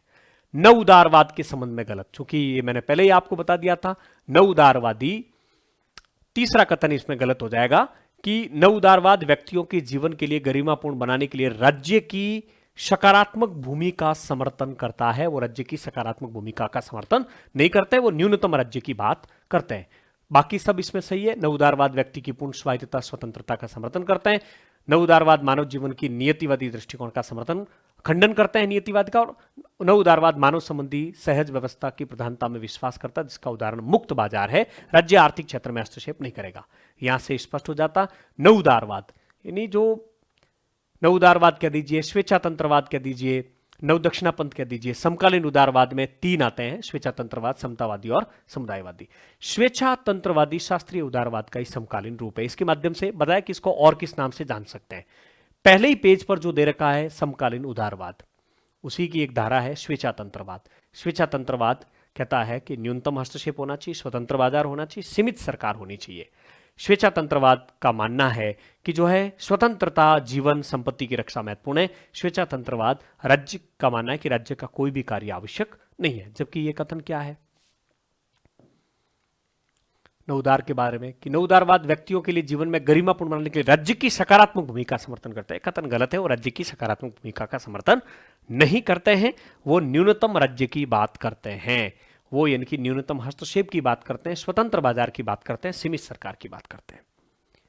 अगला, निम्नलिखित में से कौन सा कथन परामर्शात्मक लोकतंत्र यानी विमर्शी लोकतंत्र के संदर्भ में सही नहीं है? इसका मतलब है कि एक सही नहीं है, बाकी सब सही है, बाकी सारे मिल जाएंगे, आप पढ़ लेना। इस चौथा कथन इसका उत्तर होगा कि डेविड हार्वे जो इस नए लोकतंत्र मॉडल के एक संस्थापक है, इसे लोकतांत्रिक सिद्धांत में परामर्शात्मक मोड कहते हैं। डेविड हार्वे कहीं पर भी विमर्शी लोकतंत्र से संबंधित नहीं है। जॉन रॉल्स है, हेबरमास है, कोहेन है, हन्ना ऑरेंट है, जॉन इलेस्टर है, बेन हबीब है, गुटमन है, थॉम्सन है, बॉमन है, ड्राइजैक है, जेम्स फिस्किन है, आयरिश मेरियन यंग है, रॉबर्ट सी टेलिस है, वॉरेन है, मेनिन है, एस हर्ली है, लेकिन कहीं पर भी डेविड हार्वे का नाम नहीं है। बाकी ये तीनों कथन इसको आप पढ़ेंगे तो आराम से ये सारी चीजें आपके क्लियर हो जाएगी। अगला देखिए, निम्नलिखित में से कौन सा समकालीन उदारवादी के बारे में सही नहीं? ये फिर देखिए, उदारवाद, समकालीन उदारवाद, नव उदारवाद, सारे के सारे आ रहे हैं। वही पांचों प्रश्नों में विकल्प भी एक जैसा ही हल हो रहा है कि ये सामाजिक असमानता को कम करने के लिए राज्य द्वारा वित्त पोषित कल्याणकारी कार्यक्रम का समर्थन करते हैं। ये समकालीन शास्त्रीय कौन सा समकालीन शास्त्रीय उदारवाद के बारे में सही नहीं है। तो समकालीन शास्त्रीय उदारवाद, नव उदारवादी, स्वेच्छातंत्रवादी कभी भी कल्याणकारी राज्य का समर्थन नहीं करते हैं। बाकी इसे स्वेच्छातंत्रवाद के नाम से जाना जाता है, बिल्कुल बात सही है। ये स्वेच्छाचारिता आधारित व्यक्तिवाद को पुनर्स्थापित करना चाहते हैं, इनकी व्यक्ति को अधिकतम स्वतंत्रता का समर्थन करते हैं। इसके प्रमुख समर्थक मिल्टन फ्रीडमैन, रॉबर्ट नॉजिक है, बिल्कुल बात सही है। आइए उसी एक नंबर पेज से ये होता है, समकालीन उदारवाद को स्वेच्छातंत्रवाद कहते हैं। ये मिल्टन फ्रीडमैन और जो है रॉबर्ट नॉजिक इसके प्रमुख समर्थक है। ये न्यूनतम हस्तक्षेप की बात करते हैं, स्वतंत्र बाजार की बात करते हैं। तो इसे हल हो रहा है आराम से, एक ही पेज से 4-5 प्रश्न हल हो रहे हैं की स्थिति में तय। राम मनोहर लोहिया समानता संबंधी विचारों के संदर्भ में सही कथन पहचानिए। तो राम मनोहर लोहिया ने सप्त क्रांति का सिद्धांत दिया था। ये समानता के 7 प्रकार की बात नहीं करते हैं। इन्होंने कभी नहीं कहा कि समानता के लिए राज्य को विलुप्त होना नहीं जरूरी है। इन्होंने कभी भी निरपेक्ष समानता की बात नहीं की। ये समानता के समर्थक थे, और समानता के समर्थक थे, लोकतंत्र का प्रमुख मूल्य मानते थे समानता को। इसलिए ये इनका मानना था कि असमान समाज अन्यायपूर्ण होता है, इसलिए ये समान समाज की स्थापना करना चाहते थे। इसीलिए इन्होंने सप्त क्रांति का सिद्धांत दिया। लोहिया में हमने पढ़ा है कि उनका मानना है कि समानता लोकतंत्र का क्या है, मूल मंत्र है। तो समानता मूल मंत्र है, इसका मतलब असमान समाज सही नहीं होता, अन्यायपूर्ण होता है। लोहिया के अनुसार समाजवाद का प्रमुख लक्ष्य ही है कि वर्गहीन समाज की इनकी उन्नति के अवसरों में समानता होनी चाहिए। आर्थिक समानता की बात भी करते हैं वो, मानसिक, आध्यात्मिक, राजनीतिक, सामाजिक समानता की भी बात करते हैं। पूरे सप्त क्रांति सिद्धांत में उन्होंने असमानताओं को दूर करने की बात कही थी। पहचान की राजनीति के संबंध में विचार कीजिए। हंटिंगटन ने सभ्यताओं के संघर्ष पर थीसिस में यह कल्पना की थी कि वैश्विक राजनीति की भविष्य की भग्न रेखाएं पहचान के इर्द गिर्द घूमेगी, न कि अनिवार्य रूप से शक्ति के इर्द गिर्द। तो उन्होंने कहा था पहचान के आधार पर, धार्मिक आधार पर, सांस्कृतिक आधार पर आने वाले समय में संघर्ष होगा। तो ये कथन बिल्कुल सही है, कई जगह हमने इसको पढ़ा है। सभ्यताओं के संघर्ष शब्द का प्रयोग बर्नार्ड लुइस ने किया, ऐसा कहीं पर भी नहीं मिलता है। तो कथन एक इसमें सही होना चाहिए। इसमें भी हालांकि आयोग की का में इंतजार करना पड़ेगा, लेकिन हंटिंगटन का पहला कथन तो बिल्कुल सही है। जहां वो देखिए इसमें स्पष्ट लिखा हुआ है कि हंटिंगटन के अनुसार 21वीं सदी का संघर्ष मुख्य रूप से वैचारिक और आर्थिक नहीं बल्कि सांस्कृतिक होगा। मैंने शायद वैचारिक कह दिया था, गलत कहा मैंने, सांस्कृतिक होगा, वो विभिन्न सभ्यताओं के मध्य होगा। सैमुअल हंटिंगटन के अनुसार शीत युद्धोत्तर संसार में लोग सांस्कृतिक और धार्मिक पहचान ही विश्व में संघर्ष का मुख्य कारण होगी। यहां तो बिल्कुल स्पष्ट यहां पर लिखा हुआ देखिए कि हंटिंगटन का मानना है कि अंतरराष्ट्रीय समाज की मुख्य जो त्रुटि रेखाएं हैं वो बढ़ती जा रही है, विभाजित रेखाएं बढ़ती जा रही है। तो यहां से भी आराम से हल हो रहा है, पहला कथन सही है। नव यथार्थवाद के संबंध में केनेथ वॉल्टज के विचारों के बारे में विचार कीजिए। बड़ा अच्छा प्रश्न था, आराम से हल होने की स्थिति में। केनेथ वॉल्टज मानव स्वभाव की कोई चर्चा नहीं करते हैं, न ही राज्य संचालन के नीति शास्त्र की कोई चर्चा करते हैं। बिल्कुल बात सही है, अभी देख लेंगे। केनेथ वॉल्टज का मानना है कि अराजक व्यवस्था में राष्ट्रों के मध्य शक्ति संतुलन स्थापित नहीं हो सकता है। यह कथन गलत है, वो तो कहते हैं कि हो सकता है, इसलिए केवल कथन एक सही है। आइए कैसे। यथार्थवाद और नव यथार्थवाद में अंतर हमने पढ़ा था उपागम में। मॉर्गेनथाउ के विपरीत केनेथ वॉल्टज मानव स्वभाव का उल्लेख नहीं करते, जबकि मॉर्गेनथाउ मानव समाज का उल्लेख करते। कथन यही था कि केनेथ वॉल्टज मानव स्वभाव का कोई उल्लेख नहीं करते, न ही राज्य संचालन के नीति शास्त्र का कोई उल्लेख नहीं करते। तो यह कथन सही हो गया। दूसरा, केनेथ वॉल्टज अराजक व्यवस्था में राष्ट्रों के मध्य शक्ति संतुलन स्थापित हो सकता है, जबकि वहां दूसरे कथन में क्या है कि नहीं, शक्ति संतुलन नहीं हो सकता। देखिए, वॉल्टज के अनुसार अराजक व्यवस्था में राष्ट्रों के मध्य शक्ति संतुलन स्थापित नहीं हो सकता, जबकि तो कहते हैं हो सकता है। तो दूसरा कथन गलत हो गया। और मानव स्वभाव की कोई चर्चा नहीं करते हैं, कथन बिल्कुल सही हो गया। उपागम से बहुत बढ़िया प्रश्न इसमें हल होने की स्थिति में है। भारत के संविधान निर्माण के संदर्भ में दोनों कथन सही है। जो है संविधान सभा द्वारा निर्धारित संविधान को 11वां सत्र था, 14 नवंबर 1949 को शुरू हुआ, जो 26 नवंबर 1949 को समाप्त हुआ। और संविधान सभा द्वारा निर्धारित संविधान को पारित किया गया था, अंगीकृत किया गया था। कथन भी सही है। BN राव द्वारा जो प्रारूप तैयार किया गया था, उसके ऊपर जो है प्रारूप समिति का गठन किया गया। 21 फरवरी 1948 को संविधान सभा के अध्यक्ष को सौंपा। हालांकि इस बात का कहीं उल्लेख नहीं है कि उन्होंने 21 फरवरी का बुकलेट में कहीं उल्लेख नहीं, लेकिन ये बात बिल्कुल सही, लेकिन बाकी चीजों का उल्लेख है और दोनों के दोनों कथन इसमें सही है। कैसे?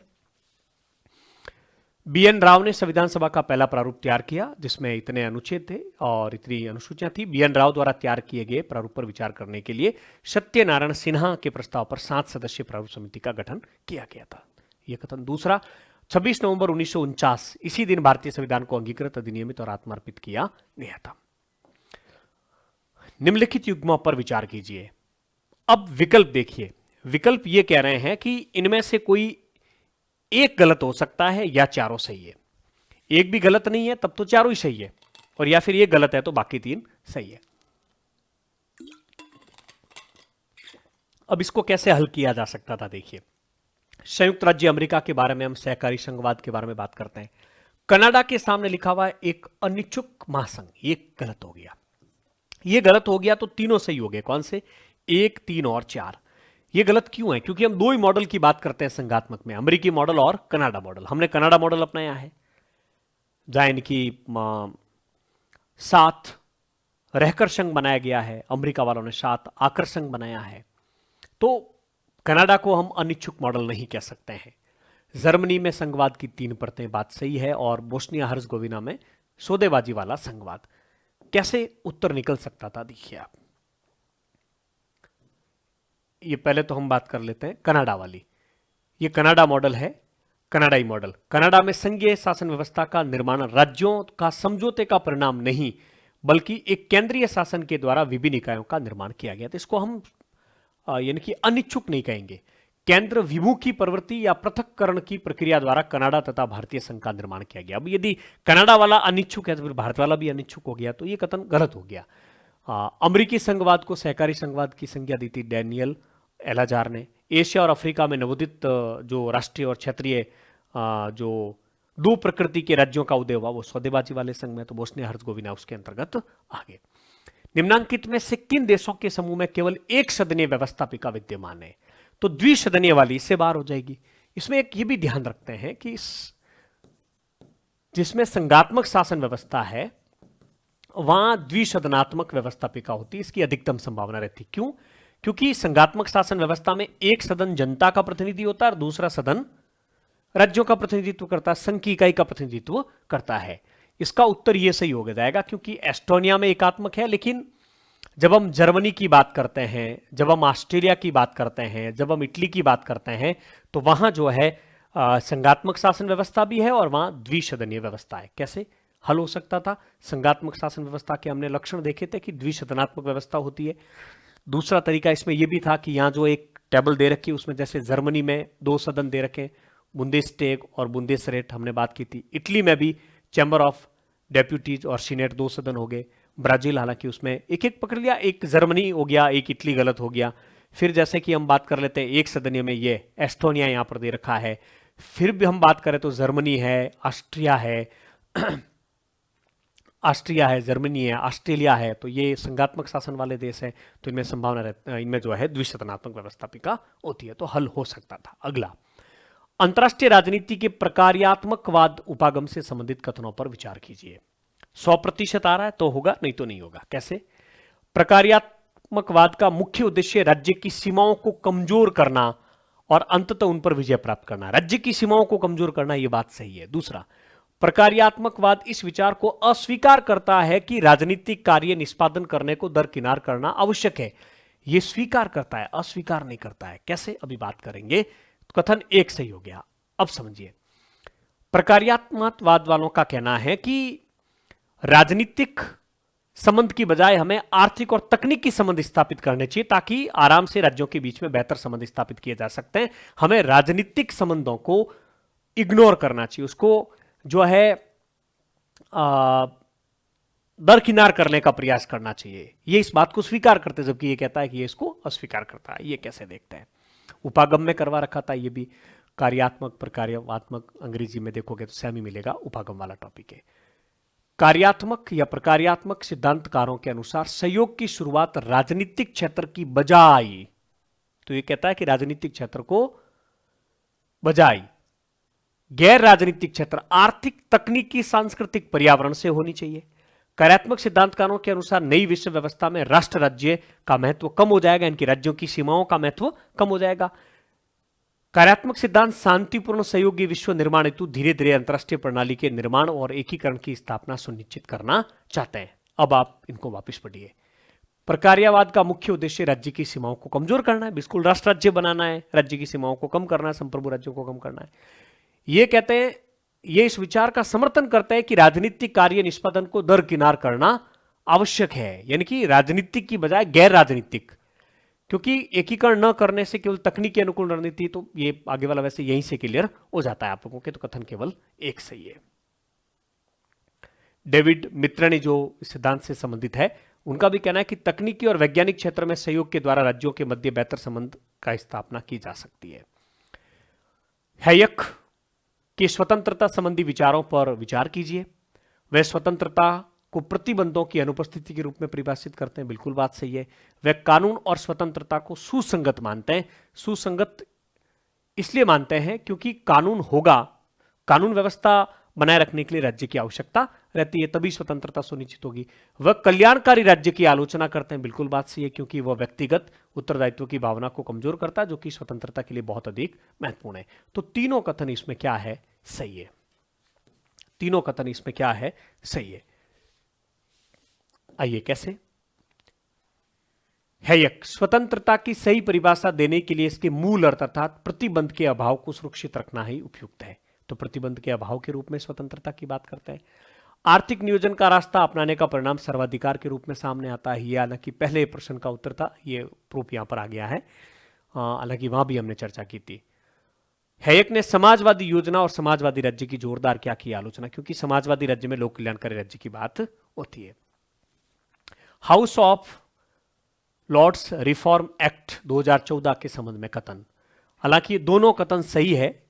अपनी बुकलेट में 2014 लिखा हुआ है और ये कथन पूरा पूरा लिखा हुआ है। ये उल्लेख नहीं कर रखा कि निजी सदस्य विधेयक था या सरकारी था। तो दोनों कथन इसमें सही है कि 14 मई 2014 को राजशाही से स्वीकृति प्राप्त हुई। यह एक्ट हाउस ऑफ लॉर्ड्स से त्यागपत्र देने के उपबंध को प्रस्तुत करता है। ये देखिए व्यवस्थापिका में क्या था, 2014 और 2015 के अधिनियमों के अंतर्गत लॉर्ड्स त्यागपत्र दे सकते हैं, उनका निष्कासन और निलंबन संभव है। आगे भी लिखा हुआ है, कुछ विशेष परिस्थितियों में सदस्यों का निष्कासन की अनुमति देता है। अगला, फ्रांस के संविधान के अनुसार फ्रांस के न्यायिक प्राधिकरण के संदर्भ में ये तीनों कथन सही है। दो का तो स्पष्ट बुकलेट में उल्लेख है, तीसरे का स्पष्ट उल्लेख नहीं है। गणराज्य का राष्ट्रपति न्यायिक प्राधिकरण की स्वतंत्रता का प्रतिभूति करता होगा, इनकी उसका हुबहू लाइन है, प्रतिभूति करता है, इनकी उसका संरक्षण करेगा। न्यायपालिका की उच्च परिषद की अध्यक्षता गणराज्य के राष्ट्रपति द्वारा की जाएगी और न्याय मंत्री इसके पदेन उपाध्यक्ष होंगे, यह कथन भी हुबहू दे रखा है। न्यायाधीशों को उनके पद से निर्धारित प्रक्रिया द्वारा हटाया जा सकेगा, ये उल्लेख नहीं कर रखा है, तो हम इस आधार पर मान सकते हैं कि न्यायाधीशों को निर्धारित प्रक्रिया से तो हटाया जाएगा, ऐसा तो हो नहीं सकता है कि हटाया नहीं जा सकता है। आइए देखते हैं हम, न्यायपालिका टॉपिक में था। राष्ट्रपति उच्च न्यायिक परिषद का सभापति होता है, इसे न्यायिक क्षेत्र के अनुशासन संबंधित मामले पर निर्णय करना होता है। राष्ट्रपति न्यायपालिका की स्वतंत्रता का रक्षक होता है। न्याय मंत्री उच्च न्यायिक परिषद का पदेन उपसभापति होता है। राजनीतिक दलों के जनादेश मॉडल के संबंध में कथनों पर विचार कीजिए। तो जनादेश मॉडल यह स्थापित करता है कि निर्वाचकों के पश्चात कार्यकारिणी पद धारण करने वाले राजनीतिक दलों के घोषणा पत्र और उसके पश्चात के सरकारी व्यय में एक रूपता होगी, यानी कि जो घोषणा पत्र में जनता के सामने जो बातें रख दी है वो की वो बातें आपको आगे करनी होगी, उस घोषणा पत्र को आप इग्नोर नहीं कर सकते हैं। जनादेश मॉडल यह स्थापित किया है कि निर्वाचनों के पश्चात कार्यकारिणी पद धारण करने वाले राजनीतिक दल जिसको सत्ता प्राप्त होती है वो घोषणा पत्रों और उसके पश्चात के सरकारी व्यय के मध्य एक रूपता होनी चाहिए। जो घोषणा पत्र में आपने बातें की उसी के अनुसार आप व्यय करोगे। यूनाइटेड किंगडम में यह उदाहरण है। देखिए, पहला कथन तो बुकलेट में आराम से दे रखा, लेकिन यह कहीं नहीं लिखा हुआ है कि ये यूनाइटेड किंगडम का जनादेश मॉडल है, लेकिन हम मान के चलते हैं कि ये यूनाइटेड किंगडम में ही मॉडल है, क्योंकि जनादेश मॉडल वहां पर है, एंड्रयू हाउड का है। एक और दो कथन दोनों सही है, हालांकि बुकलेट में एक कथन हल हो रहा है। मैंने जो 5-7 प्रश्न बताया वो यही प्रश्न है। जनादेश मॉडल, एंड्रयू हाउड। विभिन्न राजनीतिक दल अपनी नीतियों को जनता के सामने रखते हैं। प्रतिनिधि विजय होने के बाद अपने दल और उसकी नीतियों के प्रति वफादार रहते हैं। वह दल से स्वतंत्र होकर जनता के समक्ष स्थापित नहीं कर पाते हैं। इस मॉडल में प्रतिनिधि राजनीतिक दल के प्रति निष्ठावान रहकर ही काम करते हैं। प्रतिनिधित्व के सिद्धांत पर दे रखा है। रामास्वामी नायकर द्वारा संचालित काली कमीज आंदोलन, हालांकि कहीं भी बुकलेट में काली कमीज आंदोलन नहीं लिखा हुआ, लेकिन इससे रामास्वामी को पढ़ते हैं तो स्पष्ट हो जाता है कि वो जातिवाद, हिंदू धर्म, लैंगिक असमानता का विरोध के लिए आंदोलन था, क्योंकि उनकी हर बात में जाति विरोधी आंदोलन, स्त्री पुरुष समानता का समर्थक, हिंदू धर्म का घोर विरोध, यही उनके मुख्य मुद्दे थे। टॉनी के समानता संबंधी विचारों पर निम्नलिखित कथनों में विचार कीजिए। यह कथन गलत है और स्पष्ट बुकलेट में दे रखा है। उन्होंने परिणाम की समानता को टैडपॉल दर्शन नहीं, मेंढक दर्शन नहीं, अवसर की समानता को मेंढक दर्शन कहकर उसकी आलोचना की थी। परिणाम की समानता के संदर्भ में नहीं है। यदि अवसर की समानता होगा तो यह कथन सही हो जाता। यह कथन बिल्कुल सही है कि उन्होंने तर्क दिया कि सामाजिक समानता एक साझा संस्कृति का व्यवहारिक आधार बनाती है जो बंधुत्व की एकीकृत शक्ति पर आधारित होती है। देखिए, टॉनी अवसर की समानता की आलोचना करते हुए इसे मेंढक दर्शन कहते हैं, तो ये शब्दों का बहुत ध्यान रखना पड़ता है, तो वो कथन गलत हो गया। समानता का अर्थ व्यक्ति की, हालांकि हुबहू कथन तो नहीं है, लेकिन हल होने में थोड़ा सहयोग जरूर कर सकता है। व्यक्ति की शक्ति के विस्तार पर सामाजिक प्रतिबंधों की सुचिंतित स्वीकृति, इसका मतलब है कि सार्वजनिक हित के लिए सार्वजनिक कार्रवाई द्वारा संपदा और शक्ति को गैर विषमताओं की रोकथाम है। अगला, फ्रांसीसी सीनेट के संदर्भ में निम्न कथनों पर विचार कीजिए। देखिए, ये तो स्पष्ट दे रखा है कि सीनेट के सदस्यों की पदावधि 6 वर्ष की होगी, लेकिन ये बुकलेट में कहीं नहीं है कि निर्वाचित होने के लिए न्यूनतम आयु 24 होगी। तो यही बात है, आधा हल हो रहा है, 100% हल नहीं हो रहा है, और मैंने पहले ही आपको बताया था। हालांकि ये दोनों ही कथन आपके क्या है, एकदम सही है। आइए देख लेते हैं कि कैसे सहयोग मिला। कार्यकाल, सीनेट के सदस्यों का कार्यकाल 6 वर्ष होता है, लेकिन न्यूनतम आयु का उल्लेख कहीं पर भी नहीं है। इसका मतलब 100% हल होने की स्थिति में नहीं है। आपको कैसे पता होगा जब आपने पढ़ा ही नहीं है? 24 है, 25 है, 21 है। निम्नलिखित कथनों पर विचार कीजिए। अरविंद घोष ने आधुनिक पूंजीवाद की आलोचना की। इसमें भी एक कथन 100% हल होने की स्थिति में, दूसरा कथन नहीं है बुकलेट में। अरविंद घोष ने आधुनिक पूंजीवाद की आलोचना की, यह बात बिल्कुल सही है, पहले भी हमने देख ली। उन्होंने कहा इसमें केंद्रीकृत संचयन, उद्योग मंडलों की वृद्धि की प्रवृत्तियां हैं। अरविंद घोष ने इंदु प्रकाश में कहा कि मानवता का विकास लोकतंत्र और समाजवाद की ओर ले जा रहा है। दोनों कथन सही है। बुकलेट में एक कथन मिल रहा है। देखिए, अरविंदो आधुनिक पूंजीवाद के आलोचक थे।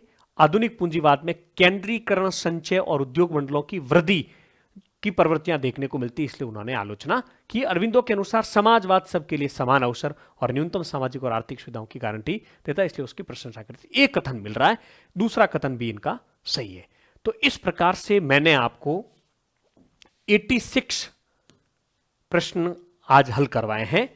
इनमें से आपने देखा कि 78 प्रश्न ऐसे थे जो 100% हल हो रहे थे। पीछे कुछ प्रश्न थे 7-8 प्रश्न जो 100% हल नहीं हो रहे। एक कथन हल हो रहा है, लेकिन मैं एक कथन को 100% में काउंट नहीं करूंगा। ये 113 में से 78 से 86 प्रश्न हल होने की स्थिति में थे। 78 100% हल होने की स्थिति में है। 8 प्रश्न है, उसमें से आधा हल हो रहा है प्रश्न, ऐसा हम कह सकते हैं। 113 मैंने इसलिए कहा क्योंकि स्कूल व्याख्याता और कॉलेज व्याख्याता का पाठ्यक्रम समान नहीं है। बहुत से ऐसे टॉपिक है जो स्कूल व्याख्याता में नहीं है, तो उन टॉपिक में से आए हुए प्रश्नों की हम चर्चा नहीं कर रहे हैं। मेरे हिसाब से 113 में से 80 प्रश्न हल होने की स्थिति में है, तो ये बहुत अच्छी स्थिति होनी चाहिए। बाकी मूल्यांकन आप लोगों को करना है। 100% आप चाहेंगे तो कहीं भी आप खुद किताबें पढ़ के भी 100% जो है हल प्रश्नों को करने की स्थिति में नहीं रहेंगे। मुझे लगा कि स्कूल व्याख्याता की जो विद्यार्थी तैयारी कर रहे हैं और जो पॉलिटिकल स्टडी प्लेटफॉर्म की बुकलेट को पढ़ रहे हैं, उनमें विश्वास लाने के लिए कि आप बिल्कुल सही मैटर पढ़ रहे हैं, 7वीं बुकलेट में बचे हुए टॉपिक भी आपको करवा देंगे। तो मुझे लगता है वीडियो काफी लंबा हो गया। मैंने सोचा 1 घंटे में हो जाएगा, लेकिन 2 घंटे तो लग ही गए। आप सबका बहुत बहुत आभार कि आपने इस वीडियो को देखा, अधिकतम विद्यार्थियों तक पहुंचाएं और अपनी तैयारी में लगातार लगे रहें। द्वितीय प्रश्न पत्र के कितने प्रश्न हल हो रहे हैं उसकी प्रूफ पीडीएफ भी आपको उपलब्ध हो जाएगी। आप हमारे टेलीग्राम से जरूर जुड़ें। किसी भी प्रकार की जानकारी के लिए आप 8209744629 पर व्हाट्सएप मैसेज करें। आप सबका बहुत बहुत आभार। Thank you very much.